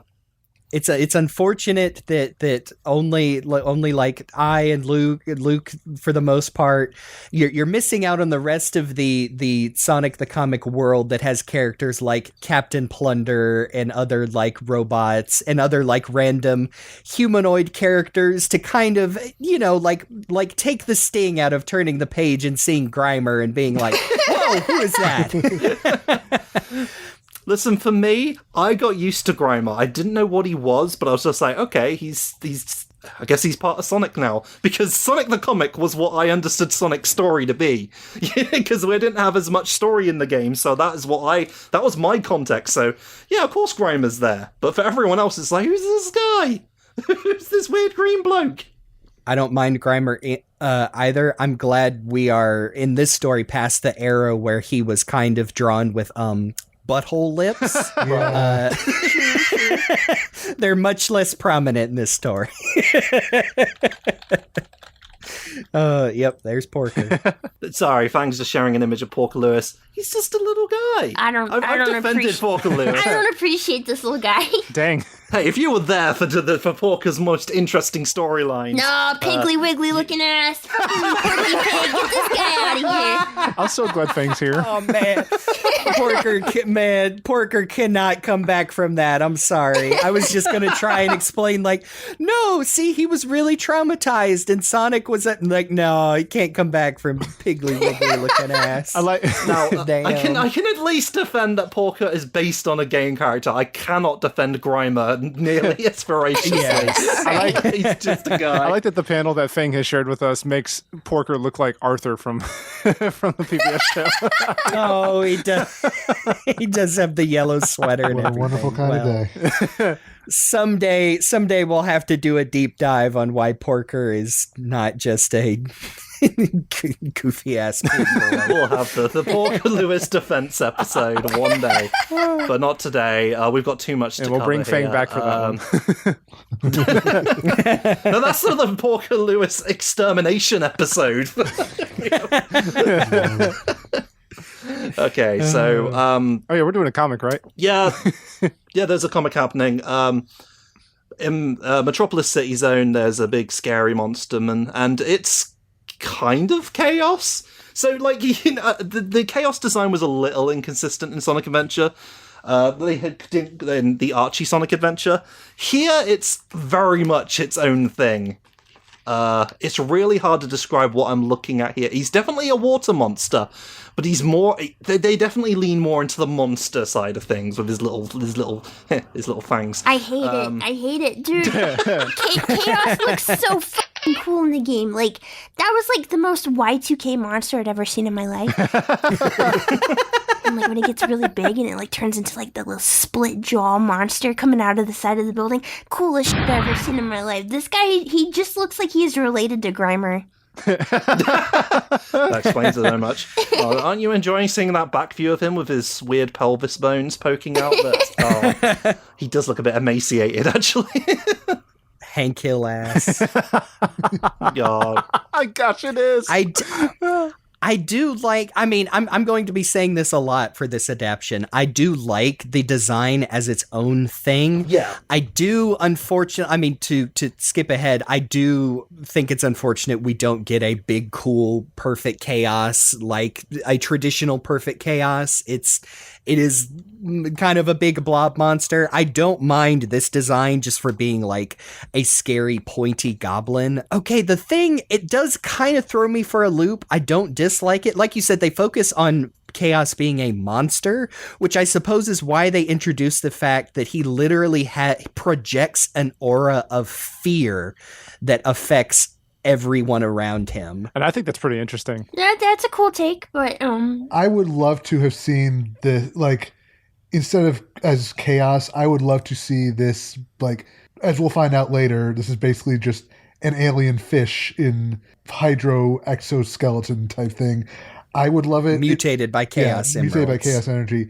I would love it instead of it being chaos if it was the next form of Megatox. Yeah, that's something that's going to go completely over Jake and Fang's head, but yeah, I see what you mean there, because it's a more just like this big creepy monster thing made out of the purple Megamac from Chemical Plant. Yeah. I think, like, the idea here, like, I do agree in a extent, like, they already have a cool chaos in the Sonic story, and to make this chaos, it's like, well, this could work as its own creepy thing. I think it's just this is the final story, and it's literally chaos. The thing which has like plagued Sonic all of his life, because his whole thing is like he's fueled by chaos energy. So I get why they wanted to like lean into this being like the ultimate villain, but also chaos is better in the games. That's all it is. But I do like this design so on much its own. cooler. Like the floating brain. Are you kidding me? The alien. Look at this. Yeah, I kind of do miss the floating brain. That would be scarier, So actually. cool. I am missing the floating brain. I wish this version had the floating brain as well. It would be like more appropriate with how like gnarled and like, I don't know, just scary this thing is yeah. But I get it. Also, this is how Sonic gets his green eyes, by the way. Yeah. Yeah, both comics give their reasons for why Sonic has his green eyes, except for this one doesn't also explain why he also has a buckle on his shoe, which made no sense at the time. 1, 2, buckle my shoe. That's the only thing that bothers me about the STC is his nose turns green too. I guess it's just that strong of a green. All the light is green. Yeah. As someone who is intimately familiar with that stupid issue of Archie where they update Sonic's design, this is perfectly fine. I like, at least they have a reason for this. Like you said, like STC Sonic like has a lifelong relationship with the chaos energy, whether it's the Chaos Emeralds or whatever. That is why Super Sonic is evil in this continuity. That is why even after Super Sonic splits off, that it's still a huge threat. And so, yeah, to have Sonic like dive through Chaos's body, which is teeming with chaos energy, and have a reaction to it, like in this continuity makes sense. And yeah, they use it as an excuse to give him his green eyes. Why not? It's much better that if we're comparing, contrasting, much better than whatever Archie's garbage was with Super Emeralds and Knot Hole being 3 hours in the future, and oh boy. It is also kind of funny that they explain Sonic's green eyes and they don't explain why the other characters have their like new irises and whatnot, but you know, whatever. It's Sonic. Amy just shows up in this issue with her adventure hair, right? Like this was not like previous issue she was doing her hair. It's like, and again, much better than Archie's version. Just just having Amy show up with a new hairdo. Thank God. I can understand why they maybe didn't give her the dress. It might not have suited the tomboyish Amy that we get in this comic. Yeah. She's got the boots though, or a version of them. Fang, have you ever come across STC Amy before? Like, have you ever seen her in the wild? Yeah. She usually has a crossbow. I didn't know where it came from, but yeah, I've seen this. Yeah, so this is like, she started off like, you know, classic Amy, and then even personality-wise, and then they sort of like leaned into making her sort of tomboyish, kind of like the one who takes control of the situation and can also shoot you with a crossbow, which is a curious interpretation of Amy, but... I don't know about that. Hey, it was the Amy I had growing up. I've said before I like STC Amy mostly because she has an actual personality. Like even classic game Amy didn't really have an established personality until like recent media, like Sonic, the Sonic Mania shorts and whatnot. And I just like STC Amy. I've talked about how much I like the fact that they play into her crush on Sonic as more of a almost something she does to like get Sonic's goat. Like there are several times where she'll walk in and be like, and I'm Amy, Sonic's girlfriend, and Sonic will be like, no you're not, don't tell him that, and she's like winking at the camera, and it's pretty cute. That is cute. I like that. I like that they took an interest in Amy rather than totally sidelining her. Yeah. Oh no, Amy is like massively present in this Yes. Sonic the comic. She doesn't just go vanish for ages and then shows up again to be aged up. I still think it's really funny that this is what Faulerro grew up with. I mean, like, we didn't really have many Sonic stories here other than, like, well, obviously we had Adventures of Sonic the Hedgehog and Sat AM, but I didn't really have Archie over here or anything like that. We were mainly, like, we had the British Sonic universe, essentially. And a lot of it was, like, based on this kind of idea where, you know, Robotnik used to be Dr. Kinterbor, like, Sonic's friend. Then he became super evil. Like, That's cool. everything in the UK was kind of its own thing. Oh, you should listen to our little Sonic Bible episode if you want to know more about that. And I think we bring it up every time we bring up STC, but you also have to keep in mind that the comic book format for STC was so much different. Instead of like 22 to 24 page comic issues that just focused on Sonic stories, where you would have like a main story that was, you know, 11 to 12 pages and an ongoing thing. Like the STC format was more of a game magazine that had multiple stories in it, and like even the main Sonic issue, like even reading these, was only about like 6 to 7 pages. Yeah, and 7-page Sonic. Like, to begin with, it was like 7 pages of Sonic, then a bunch of strips about other Sega games that I usually didn't really care about. So it was a while before we got to like all Sonic all the time.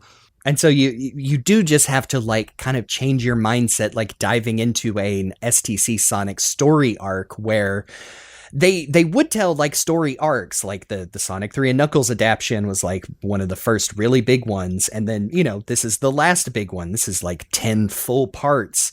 But sometimes they would just tell like 1 or 2 parters, and like, yeah, they only had like 6 pages. And so sometimes not a ton would happen, but like it was just a different format. Yeah. And so I think that's when you run up, like we're about to mention it, but when you run up with huge events like the real on-screen death of Johnny Lightfoot, it feels a little rushed compared to like an Archie Sonic issue, which might have had 3 months of issues, like dealing with, you know, like when Mina Mongoose gets shot or when Sally Acorn dies in Endgame, like they focus on that sometimes to a ludicrous, like navel gazing degree. Like, you know, there's a reason people like joke about the worst of Archie Sonic being a furry soap opera. Oh my God, where you just have characters, you know, mully grubbing around talking about their problems. Whereas like Sonic the comic did not have the page real estate to like focus on stuff like that. I mean, go right ahead with the rest of the synopsis here. I want to talk about poor Johnny's fate. Yeah, so basically, the story continues. Like we had where are you going, you big drip, essentially from Sonic Adventure. But then Chaos comes back out of the drain, and they fight again, and like Porker's got his special fancy equipment to kind of like neutralize him. Because Sonic is too scared to do anything here because of the fear toxin or whatever is going on. Johnny Lightfoot, a character who barely does much in the comic, by the way. He's often a non-character. He's just a guy who's there, to be honest, is the one who connects the wires together to make it happen. But he fucking dies. So the one time Johnny Lightfoot gets to do something, he immediately perishes. For real. Yeah, for real.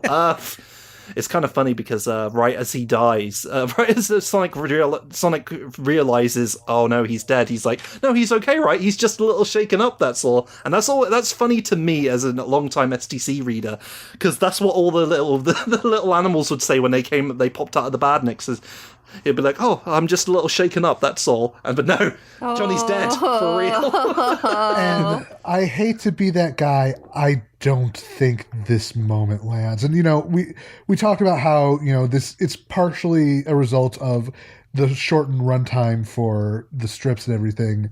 But it's like, I don't feel like there's a lot of impact in the moment when it happens. And like you said, Johnny was such a non-character up to this point that it's hard to, you know, really feel like this is a moment of great impact. Like for what it's worth, I think this moment would have hit a lot harder if it was Porker that got taken out. Yeah, Porker for sure. Yeah, because Porker's a character who's sympathetic. Yeah, given how much of an arc Porker has been on, basically for the entire comics run, where he struggled for years and years with feeling like he is not somebody who can keep up with the rest of the freedom fighters, and like struggling with his own cowardice, and, you know, the whole "you're weak, Porker," that whole storyline. I almost feel like him actually like heroically sacrificing himself to take out this big monster thing would have been a more satisfying conclusion to his story arc. But what we're given here just does not land for me. Yeah, but if it was Porker that died, Fang would be like, "Oh, thank God." Well, and just to kind of play off of that, then they could have maybe started introducing, like, because Porker has more to do in this story, and it's a lot of technical stuff. And, you know, like we were talking about earlier, you maybe could have given that to Tails as another nod to, like, oh yeah, he is supposed to be smart now. And I completely see where you're coming from, but then I think, like, well, and then I guess Johnny just fucks off in the background for the rest of the story and does what he's always done, which is nothing. I do think it's funny though that Johnny gets killed by a punch. Like, dude, yeah, that looked so like non-lethal. Like it just like he like backhanded him, he's dead. I appreciate the coloring, at least, that kind of gives the impact. Like Johnny is a solid like color to make it a little shocking. But yeah, I don't know. Like, you could have done a like don't like skewer the poor boy, but like maybe Chaos like forming like a a spike going in. I think a skewer would have been perfect. Maybe that's one of those things that are like, no, you can't do that. Not in this kid's comic. You can kill him, but not like that. I would be very interested to see like the original script, or if like there is an interview out there with Nigel or something saying like what was the line for this children's comic as far as depicting violence? Because apparently it was enough that he wasn't allowed to show Knuckles almost being hung. Yeah. Yeah, there was Knuckles was in a Wild West town, and they just straight up like try to lynch him from a tree, and like the writer got notes saying like maybe tone the rope down a little bit. Hey, Back to the Future 3, do that instead of hanging him from a tree, which is just pretty funny. And go listen to the I'll dig up what episode of Sonic the Comic, the podcast, by friend of the show Dave Bowler and Chris McFeely. They discuss that and like have access to the original script. It's very, very fascinating and funny. Well, this is like at least amount of like, if you're gonna, damn it, this is so terrible. This is less violence to a rabbit than you would see in like Watership. Oh, beloved children's film, appropriate for all. No, it was on TV over here, like when I was a kid. I was like, wait a minute, what? It is really good. Getting back on track a little, I think, it would have been cool to make it Perky instead, just because like that it could have been like a passing the torch moment for Tails or something. Oh yeah. Yeah, but Tails is a bit dim in this comic. Forever and always. Sorry, Jake, you were going to say something, Jake? Yeah, I do want to like at least slightly come to the defense of how Johnny goes out, because I can't speak for anybody else on this podcast, but I have been punched in the face by somebody smaller and angrier than me, and that crap hurts. And like this is like Chaos is a gigantic, super powerful water monster. So like I just imagine like the way that Johnny goes out is just like Chaos punches him so hard that all of his internal organs just explode. I like Rocket. To be fair, he's an animal from the games. Like they're not supposed to take that much damage. If they got attacked, but yeah, for real, then they probably would die. Not to get too real with it, but like yes, you can punch someone just right, and their soul disappears. I mean, he probably broke his neck. Like that can happen, and he lands on concrete, I suppose. So. Yeah. If it wasn't the punch, suppose he is a rabbit, and rabbits do have fast-paced hearts, and any little thing can kill them at any moment. Yeah. And plus, he's like filled with fear toxin. Maybe he has a coronary and just dies. Yeah. Oh, so true. Dude, we're diagnosing this. We're going into so much detail as to how Johnny the Lightfoot died. It is a shocking thing for a Sonic the Hedgehog comic. I mentioned paid lip service too. Like it almost never happens in Archie. They almost always pull some like superhero comic bullcrap and like, oh, they didn't really die, or it's some character like, oh man, I've already referenced Sir Connery the Horse Knight, who does actually die on screen. But I do think this is a pretty good moment for Sonic, like in the follow-up issue where like STC Sonic gets a lot of shit for being like a, the mean one, even though, man, by this time our revisit of like the Supersonic Hyper Knuckles comic will come out, and Sonic is a dickhead in that. But I like this bit for STC Sonic to where the next issue opens up with like a nightmare of reliving Johnny's death, and he is like taking it really hard and like straight up says like, this has never happened before. Like, all my friends always turn out fine and nothing this bad ever happens. And like, he feels responsible because it's always him like leading the charge into the fights, and he feels like he got Johnny killed. Yeah, so say what you will about the moment itself and whether it was earned or particularly good. I do like the fallout from it. Yeah, yes. I think the fallout is good, especially considering, what kind of arc Sonic has been on up to this point. Yeah. I also, when I was reading this scene where Sonic was dreaming about Johnny, like I knew he died, and like part of me was wondering if they were about to fake us out, but part of me was also wondering like, oh gosh, are we just going to see like a dead rabbit's eyes completely open in a children's comic? Yeah, maybe again a bridge too far. No corpsing here. Yeah, by this time, like, is this not where Grimer has told Robotnik, like, oh, I was the one that released chaos from our chambers because I wanted to, like, re-inspire you to your great, your former great self. And Robotnik's like, there's no way to control chaos, you stupid idiot moron. And why does Grimer care so much? Is Grimer in love with Robotnik? That's the thing. You can interpret it that way. I'm sure a lot of people do. He really, really looks up to Robotnik and really likes doing evil things. He's like very much into the villain life. Like, it's a good thing we didn't get Snively, because those are two different characters in that respect. Yeah. Whereas Snively fucking hated his uncle. Grimer is very supportive and wants him to be, because Robotnik used to rule the world, like a la Sat-AM, and I'm sure Grimer's like, oh, I miss those days and we got to do whatever we wanted. So he really wants his master possible love interest, his possible Mr. Burns to his Smithers. Yeah. Oh god, I never thought about it like that before. Well, I think the text is at least just like, he is just a forever Robotnik's toady. And like you said, he misses when they were on top of the world. And, Grimer is also like a research scientist, and like, I'm sure can't do much in whatever like banished castle zone this is. And so he misses the good life. He wants to see his boss like back on top. And so he, we find out how this works out, like does some pretty foolish things. Whereas like Robotnik is, I kind of like how Robotnik ends up. Like, he is so just over it. Like, this is the end. He's like, whatever. Like, if I can't rule the world, might as well like let a monster destroy the whole thing. As he's like double fisting chicken legs in this one scene. He sure was. It's interesting because Eggman's whole thing in Sonic Adventure is he's trying to take over the world using this ancient god, but he doesn't realize that, oh no, this was a mistake. But this time it's Grimer that's the one who gets to have the hubris of, oh no, I messed up. And Robotnik's just like, yeah, whatever, mate, I'm done. Yeah. Have fun.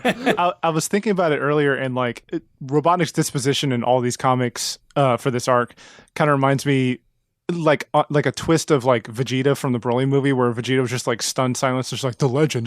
But it'd be like if Vegeta was just like, oh, the legend. Well, screw it. Where's the chicken? yeah, basically. Like Grimer is like partially horrified, he's like, oh, but you can, you have your chaos control thing. And Robotnik's like, yeah, that never worked. And he just is completely nonchalant about it. Whereas Grimer is like, oh, but we'll figure it out. We'll find some way to control this monster. And Robotnik just continues to be like, God, you are just irritating me. And again, he's more interested in seeing how bad things can get with chaos before anything. Because I think this is this is where Robotnik taps into like his spy cameras and see that chaos is attacking Knuckles and Porker on the floating island, trying to take their set of chaos emeralds. And I think like when we see chaos here, this is the first time he actually speaks in the comic. Yeah, and in general. Chaos has never spoken before, but this guy is sentient when he's near the emerald. It threw me off. Yeah, noticing like when he makes it to the floating island, he kind of has his, for lack of a better term, his head tentacles that kind of look more like a traditional chaos by this point. A little bit. Man, I feel bad for poor Knuckles because he talk about long-suffering STC Knuckles. Yeah, Fang hasn't come across this Knuckles. He is very much Knuckles from the games, but also a Knuckles who's just like, oh man, 5 minutes, would you? Could something not go wrong, please? Yeah. He's like the 30-year-old tired of life sort of Knuckles, which I quite like. I could see that, yeah. Yep.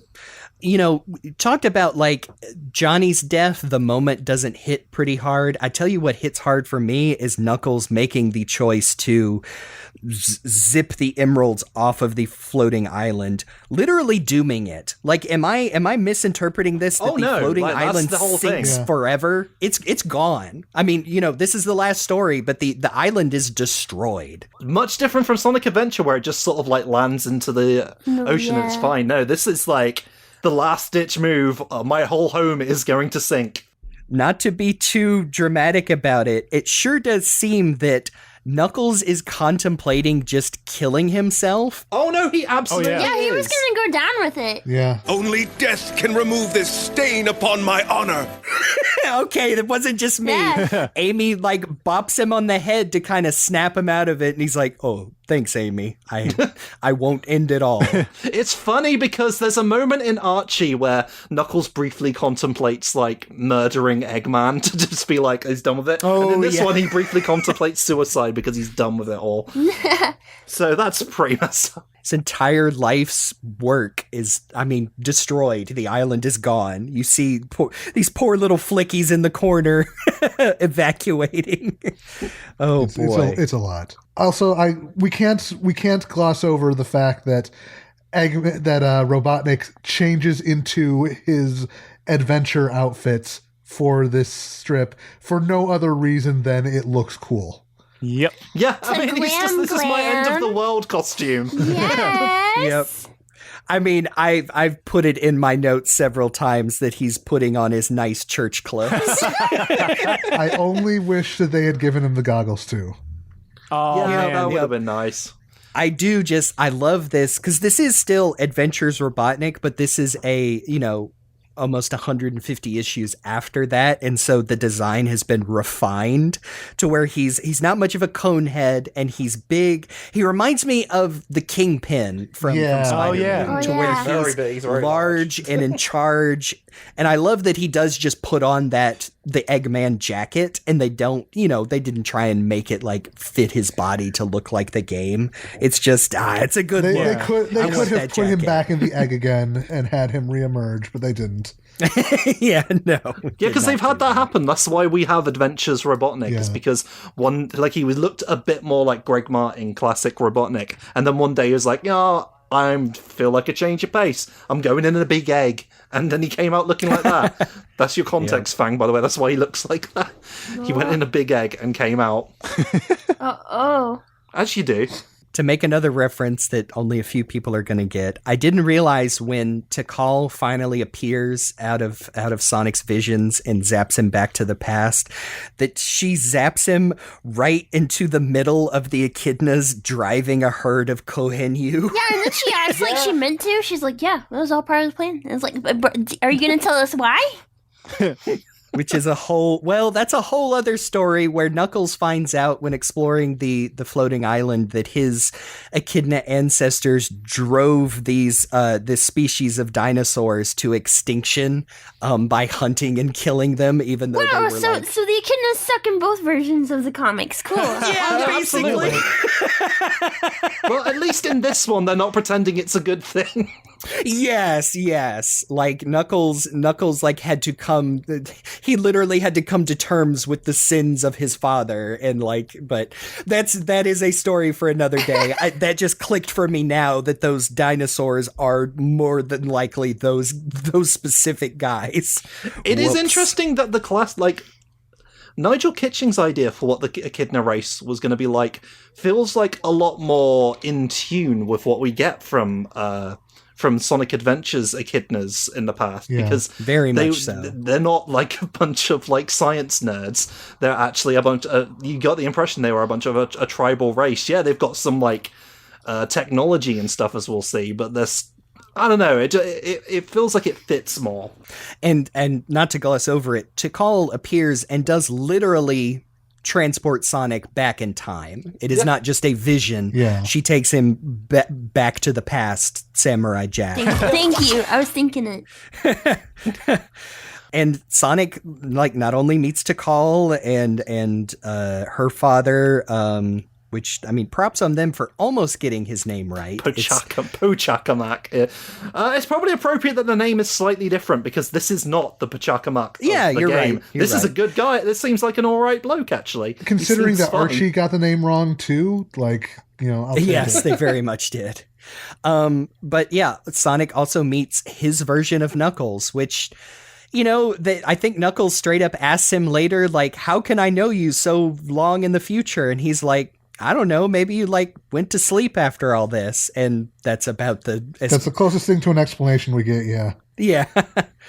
The echidnas are currently fending off, these armored space warriors, which... These don't come out of nowhere. I know you guys aren't caught up to this point in the comic, but the Drakon Empire is a whole thing in Sonic the Comic later on. So this is kind of like tying in Nigel's lore with the game lore, and it's interesting seeing these guys here. I was never like hugely into the Drakon Empire when I was reading it as a kid, but they're pretty interesting. They're kind of like a Judge Dredd / like Warhammer 40K like warrior race. They solve everything through like rites of combat. And they were introduced in the Flicky's Island arc of STC, I believe. That's right. Yep. Odd as it is to like tie them into the Sonic Adventure adaptation, it is cool to like, oh, this is a established thing coming back after a long time. And this is like both of the comics came up with their own explanation for who the echidnas were fighting against, the Knuckles clan, because like obviously like they needed in the game text they needed the emeralds for a fight against some unknown army, and in Archie they decided it was the cat people that they keep calling cat creatures because they want to depersonalize them, I guess. And in this case it's the Drakon Empire. Isn't part of the story, because Sonic recognizes this guy and knows exactly how to deal with him, because they're little fish people basically piloting, I guess, this robot armor. Yeah. And so he basically tears his head off and reveals that, like, oh no, the fish guy is only in the helmet. I thought that was pretty cool. Yeah, I do kind of like that. When Sonic kept spinning his head off, because like I'm in the group of I don't know what a Drakon is. I was just like, right, yeah. I was like, he's gonna break his neck. Okay. Someone just straight up murdered this dude. All right. And it's just like, oh, okay. The sound effect is like a very violent, like crack. Like he is turning his head around, and yeah, the echidnas are horrified. Yeah, that was kind of funny because like they're these guys. They're fighting a war. They know battle. They've fought long and hard to protect their homeland, whatever. And they're just like, oh, sick, dude. Ew, why'd you do that? You've gone too far this time. Yeah. We have spears that do that. We don't break their necks.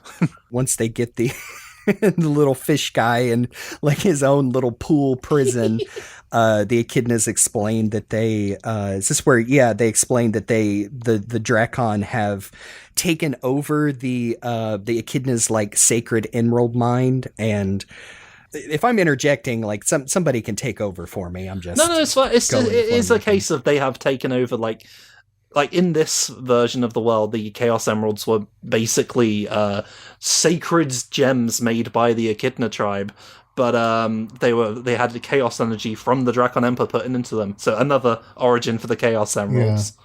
Especially in this context, like it's fine. It's just saying like, hey, and that's where the Chaos Emeralds came from. I believe also at this time, Robotnik has activated some kind of resonance beam that is attracting the Chaos Emeralds, and their time that Knuckles sent from the island to Robotnik and Grimer's location, potentially like they want to lure chaos there. I like that during this resonance beam, and like it's making the the Knuckle clan headquarters like shake and just causing destruction and all that.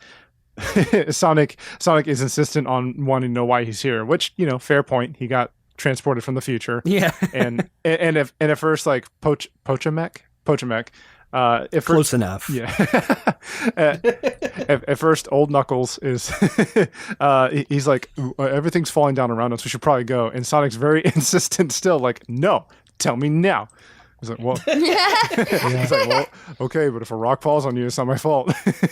Which he does explain that, like, Sonic is their prophesied hero. He holds up, like, a parchment that, you know, I don't know if it's explicitly a reference, but I mean, I think of the, you know, the mural in Sonic 3 and Knuckles of Super Sonic fighting, you know, Eggman. And the mural like that. in Sonic Adventure as well, like in the temple. Oh, yeah, you're right. Yeah.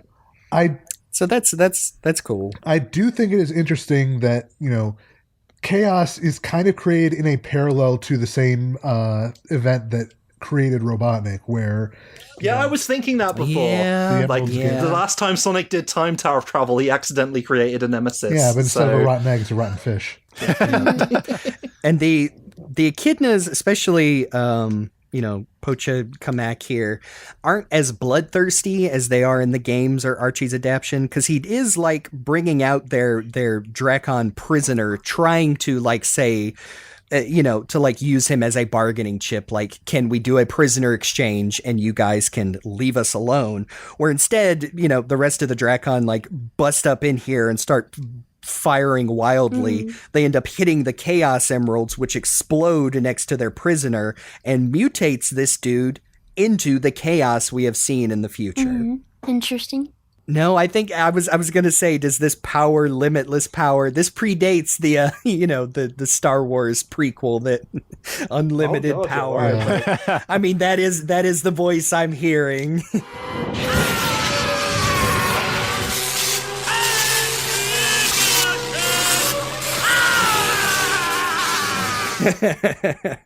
Quick sidebar, by the way. I really like how Richard Elson draws Tikal. I think she's really cute. Yeah. Especially in the beginning of this, at the beginning of like the newest issue.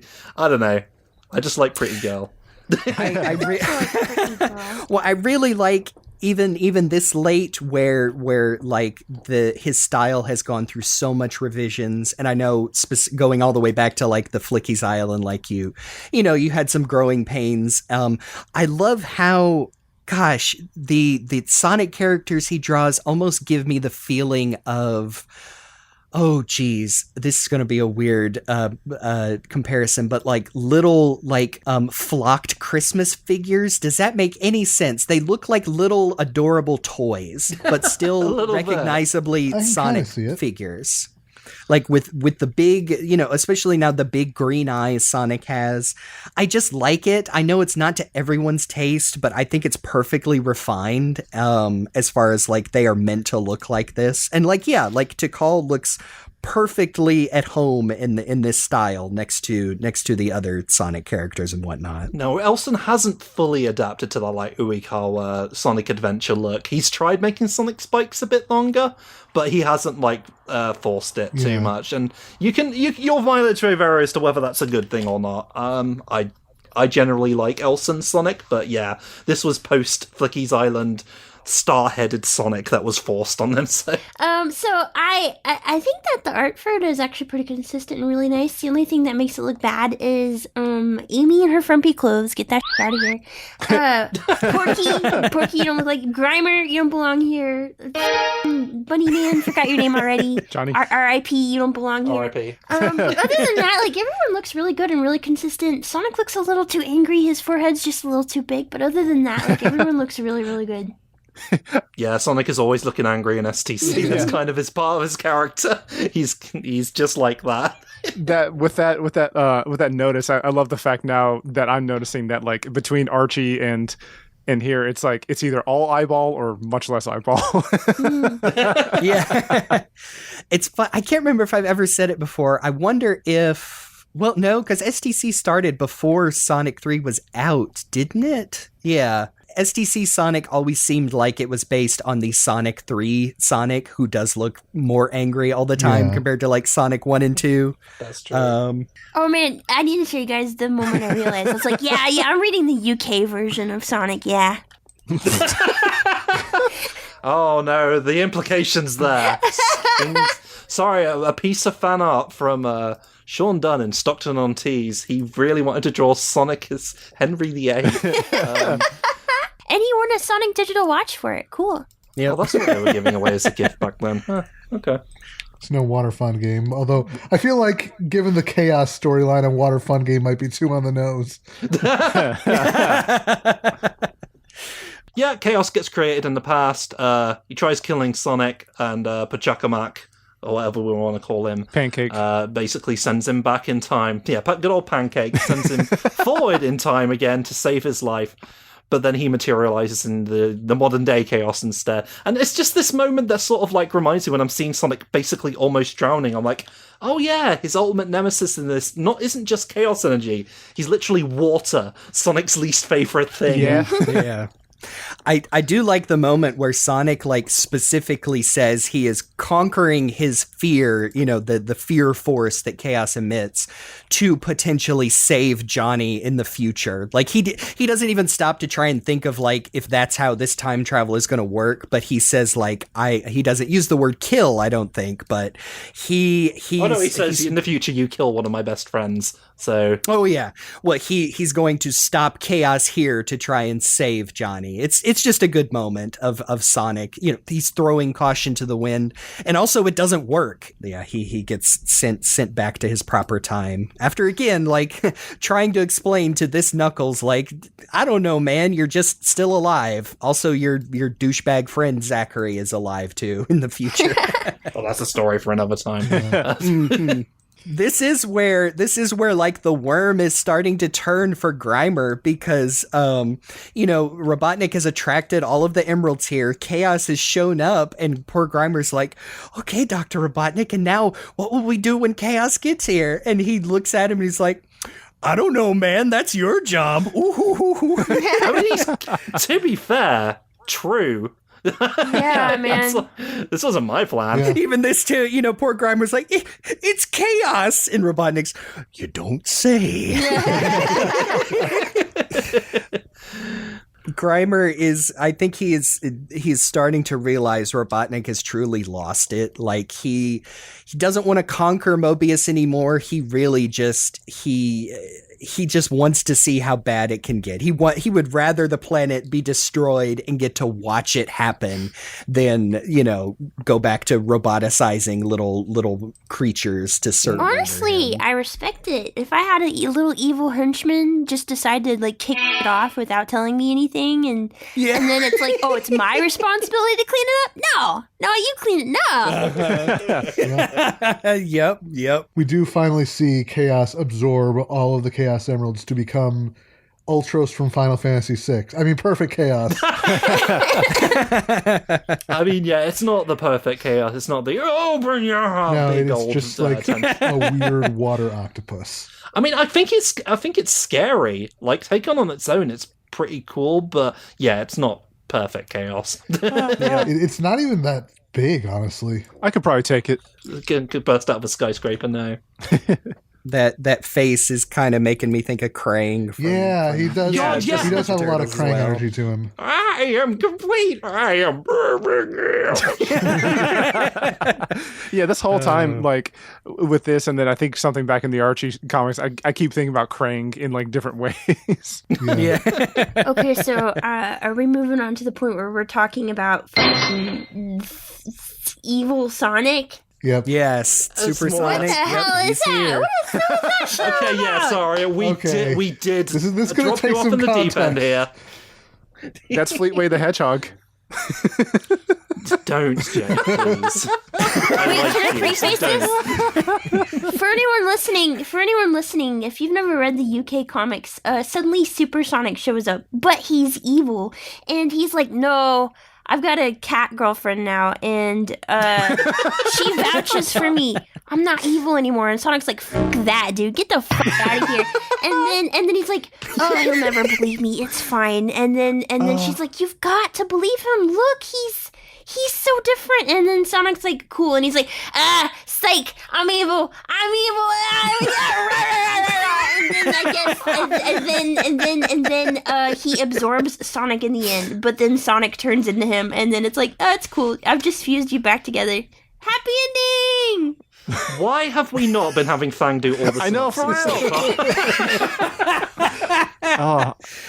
So, I mean, you hit the big points as presented in the story. The thing with Supersonic and STC is STC took the thing from the Sonic Bibles that the Chaos Emeralds are filled with evil energy. The energy in the Chaos Emeralds is bad. That's what turned, the loving Dr. Kentibor into Dr. Robotnik. And when Sonic goes super for the first time, he is overwhelmed by chaos energy and his super form is out of control. It's a whole Incredible Hulk kind of thing. Yeah, basically. You've seen the pictures. He has the swirling eyes. He's crazy. He just wants to destroy any living thing in his vicinity. And so he's basically got rabies. Yeah. I can't remember. Okay, I don't remember. How did they split up? It was in the Running Wild storyline. Yeah, in the Running Wild storyline, they used like a star post to have Supersonic split, and then he ended up in the special zone. So basically, yeah, Sonic was rid of his evil side, although some people would say he was never rid of his evil side because Sonic's an ass all the time to Tails, and I really hate that. But yes, They got split up. They got split up. Then one point, Supersonic returned, but he used up too much of his power and was left like basically powerless and with no memory of who he was. And he's just a little scrunchy little guy. He's just a little birthday boy, just going around saying, "Oh, I don't know. I don't think I was ever evil. What's going on?" And that's essentially the Supersonic we're seeing here, except for right now he needs a top up of his chaos energy because he's dying. Yeah, he's dying. He was friends with this. God, she really is taller than him, actually, Ebony. Yeah, man. Ebony's cool. I love Ebony. She's neat. She's a sorceress, and like goals, man. Look at that. Oh wow. Anyway, she is I hate to say Doctor Strange again. She has real magic. Yeah. Like she's a cool casting spells and whatnot. And well, she's just got a big heart. So she believed Supersonic when he said, "I don't want to be evil anymore, and I'm dying. Can you help me?" And well, the poor girl's just too trusting. Maybe he did though, because he really did lose his memories, and maybe at this point he is a different person. But the moment he's essentially what happens is he sucks up all the energy from the Perfect Chaos and the Chaos Emeralds, and he's fully charged now, and now it's like, oh no, it's come flooding back to me now. I'm a dick. So maybe that's it. There is a couple of other cool moments here. Sonic again is he is so overwhelmed with anger that he fights Perfect Chaos's perfect fear effect and pulls one of the emeralds out of him. I just like that. It's Sonic using his guilt over Johnny combined with anger just to push through all this. It's like using spite as a motivator in this situation, as we have all done. And this is where we get the final, the last straw for Grimer, where, God, I love this exchange. It's Robotnik says, "I keep on telling you, Grimer, my faithful fool, I didn't have a plan. This is the end for us all." And he's just quietly in the corner, You're mad. And just a big old close-up of Robotnik's face, and he says, "So what?" Oh, that's good. He has totally lost it. Oh, man. Okay, so this part actually confused me a little bit. Mm-hmm. Grimer, they're having that exchange, right? In the midst of the supersonic battle. He's like, "Can't believe you have no plan." He's like, "Oh, just wanted to be you, Mobius died." You got me trying to do Eggman voices now. And I like it. He goes, "You're mad. You're completely insane. Oh, and one more thing." And then it's never said. What was the one more thing? The one more thing is he says, "I quit." Oh yeah, I think that's the next issue. Oh my god, my Yes. microphone was blocking it. Literally had to wait. Yeah. Literally 2 weeks. We had to wait 2 weeks for the next issue for the one more thing. The one more thing is I quit. Oh my god. Well, yeah, you're really telling Eggman. Yeah, Eggman really cared. Eggman really was banking on your employment here. That wasn't the serve he thought it was. I at least think, you at least have to go like, well, good for you, Grimer. And we hope he went and like made a better life for himself and left Robotnik to wallow in his nihilism. But yeah, it's wasted on Robotnik. Yeah. It's just yelling at a brick wall that doesn't care. Yeah. Yeah, Supersonic absorbs all the chaos power again. Instinctively, it goes exactly how you expect. He gets his memories back, and he's immediately back to being evil. And he chucks the Dracon into a puddle where he gets eaten by alligators. And also we get our one Big the Cat appearance. Yeah, big. Which apparently, like, the fans in the Yahoo group, like, at the time were like, can you put Big in this, please, Nigel? Can you? It's like, all right, there he is. Well, all right then. I mean, that fits. That's kind of Big's legacy in a way, like when you're playing the Eggman and Tails stages, he's just in the background. Wait, he was in the background of like every stage, right? Yep. Yeah, on the Dreamcast version of SA2, Yeah. he's just there if you press certain buttons or something, and he's just the one driving force of Sonic Adventure 2 is Big the Cat in the background.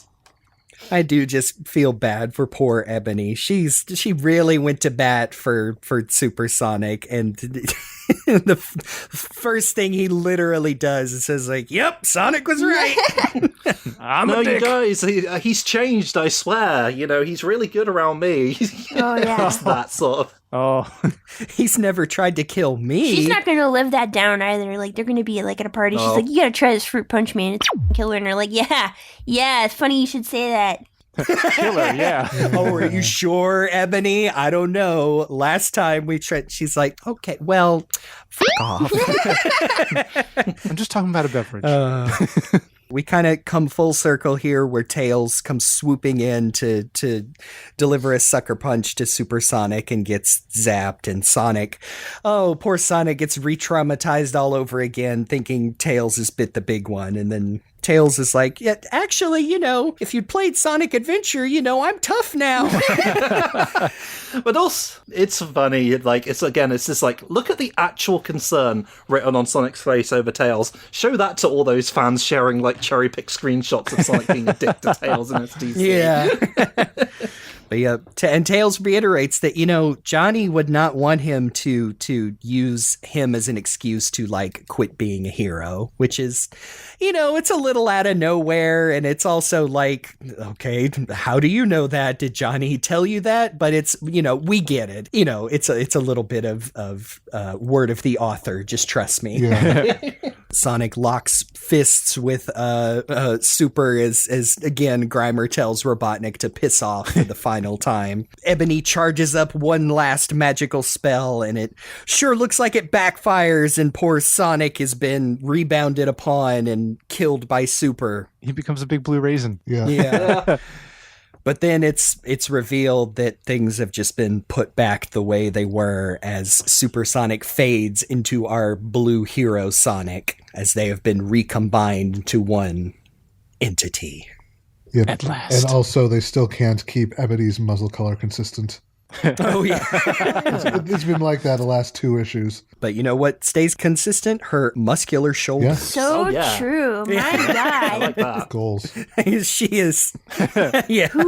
There's so much cool. detail going on. She's got collarbone, shoulder bone, the neck muscles, the shoulder muscles going into the neck muscle. Man. It's funny, we were pointing that out with Archie, but as STC did that with like almost all of the characters but the Sonic ones. Yeah. But I don't know, it just didn't, it never felt as out of place, I guess. But I don't know. Man, she is fucking ripped, isn't she?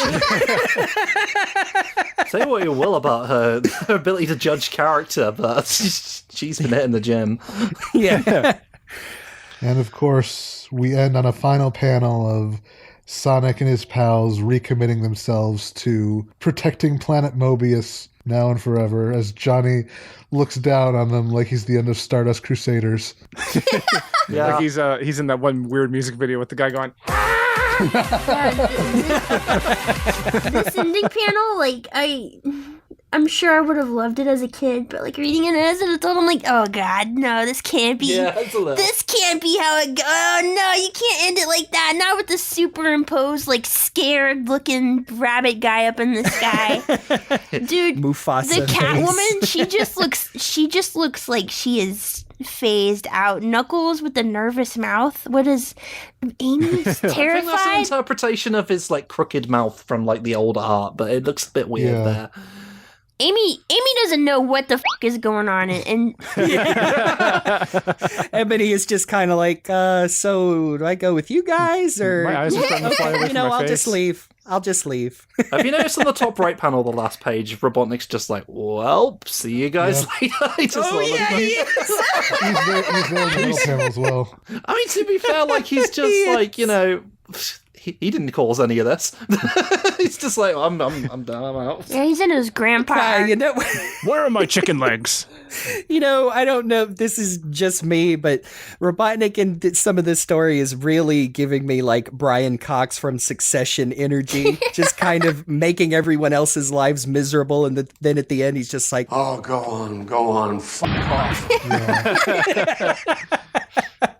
And that's the end of, not just the end of the Sonic Adventure adaptation, that is the last ever story we got for Sonic the Comic. And if you wanted a straight adaptation of Sonic Adventure, you sure as heck didn't get that here, because it's like they've got a bunch of toys to play with from the game, and they made a story out of it, and it's a consistent story overall. I think it's a well-told story, but yeah, this is barely Sonic Adventure. They bought the Lego set, but they didn't follow the instructions. yeah. And I completely understand the criticisms of that, and I know they will be shared.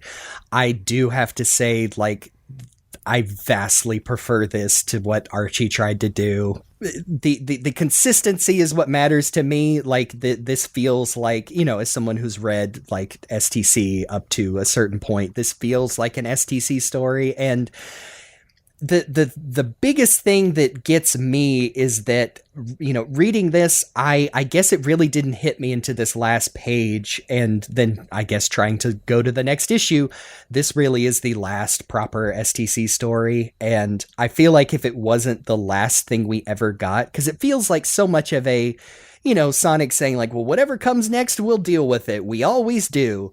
It feels so much more like a beginning of a new era than like the end forever. And, as silly as it is, I see like the sweetness of ending, like with, and for the ones that have fallen, Johnny Lightfoot. But yeah, it is hard to not just be so melancholic about this being the actual end of STC. I mean, STC was was on life support for a long time up to this point. And STC didn't end here, but it's all reprints until the end now. Oh boy. So it's just like old stories over again, nothing new. It's kind of sad. You know what's really sad? That they didn't incorporate this woman into either. Sorry, the low poly swimsuit lady from Sonic Adventure. That's what they were missing. They had Sonic at the beach side of the hotel, and they didn't show her. Now, where the hell was she? Despicable. I think you have detailed thoughts on this, Luke. I want to get them on record.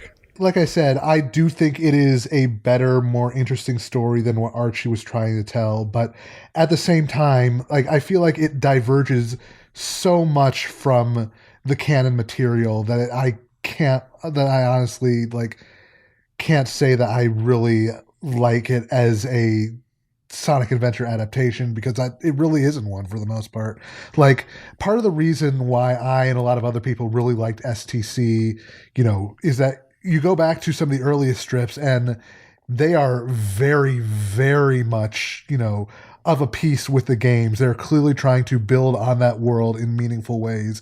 And, you look back at the Sonic CD adaptation, the Sonic 3 Knuckles adaptation, and they take creative liberties there too, but you can still clearly see that they are trying to use the games as a template and just putting their own, little touches on they're still hitting the big beats and trying to do that while this feels like Nigel Kitching looked at a picture of the Sonic Adventure cover art and then based the story on what he inferred from that rather than, trying to do a proper adaptation. And it's like, yeah, it's a decent enough story and it fits with the rest of STC, but it is such like a departure from what I, want or expect out of a direct game adaptation that it's hard to, really recommend in that respect. It is a bit grim as well. It's very grim. Sorry, you were saying, Fang? No, you're good. You know what? I think that's fine because you remember how Sonic Adventure ends. That's pretty fucking grim. But I just I gotta say that it definitely feels like there was a lot more consideration put into the UK version. I keep forgetting the initials. STC. But STC. But yeah, and they cared about making it true to the worlds that the games have built. Whereas like with the Archie Comics, God, I loved them as a kid, but like it really was just like total drama island, but like Sonic characters. Yeah. Like you remember the shit with like Mina Mongoose and like her manager and Oh yeah. Oh god, don't bring Ash up. And like I was eating it up as a kid, but like now I'm like, what the fuck was going on? Yep. So yeah, I mean, it had like nothing to do with the games, like nothing. So Well, Nigel Kitchen was given the right to do whatever he wanted. Like, unlike what was going on in Archie, Nigel has said that, like, yeah, I was given a lot of free reign to do what I wanted here, so... And I suppose, in many ways, if they tried to go for a closer adaptation, it would have, like, run up against some of the things that aren't in STC, like... having humans in it, I suppose, that aren't like Robotnik and whatever the hell Grimer is. But it's kind of one of those things that, yeah, this is definitely one of the most divergent adaptations they've done, where it does feel like they're sort of struggling with, like, trying... I guess they weren't really struggling to work the Sonic Adventure in it, because they just didn't. They just took a few elements of it and made their own thing. In a way, that's kind of like what adaptation is sometimes, is you take what elements you want to tell the version of the story that you want. But yeah, I can see why people who are like big into Sonic Adventure might read this and be like, "Oh no, I'm miserable now. This isn't Sonic Adventure. This is someone dies and yeah, it's kind of mean." But I still like it as a story. I think it's pretty good as a story, and I can't always say that about the Archie. Honestly, I think children's media that presents people dying is, obviously it's not always good, but I think it's important to show sometimes. Yeah. Yeah. Mm-hmm.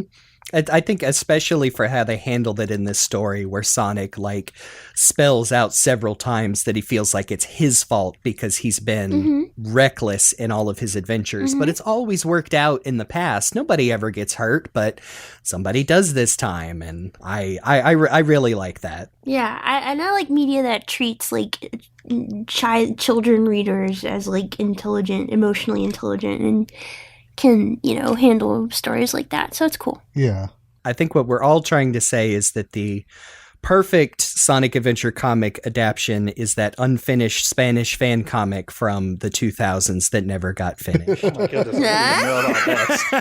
Oh wait, this looks really nice. It's actually really good. It does actually. I can't believe this is still up. Oh man, like we can't focus on this. I just remember reading these, these scanlated things and also being very scandalized when Sonic flips the bird on a page. Shut up. Let me see. You should be used to that by now. I love this. Yeah. I had not discovered the Sonic OVA by this time, but I like this presentation of chaos being all like pitiful and ooh because like it kind of like, hey, yeah, you know what? This thing probably was a chow once. Yeah, and they just shoot him.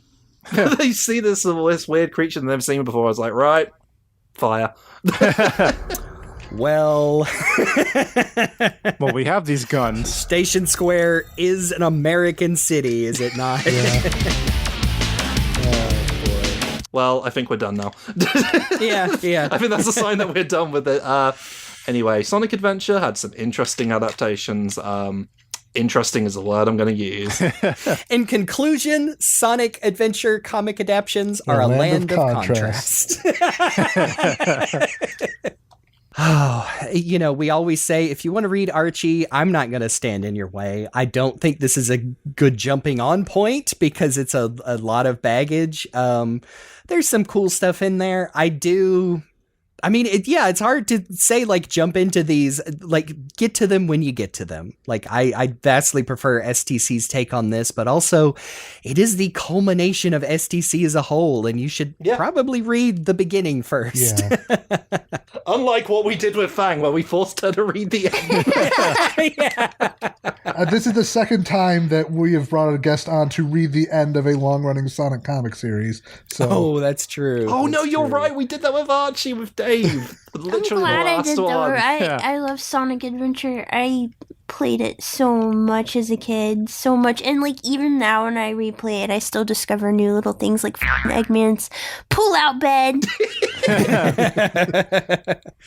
Yep. I mean, doing this show has, like, I think deepened my love specifically for Sonic Adventure. Like, we did episodes like... good thing, because we keep talking about it and we never stop. Yeah.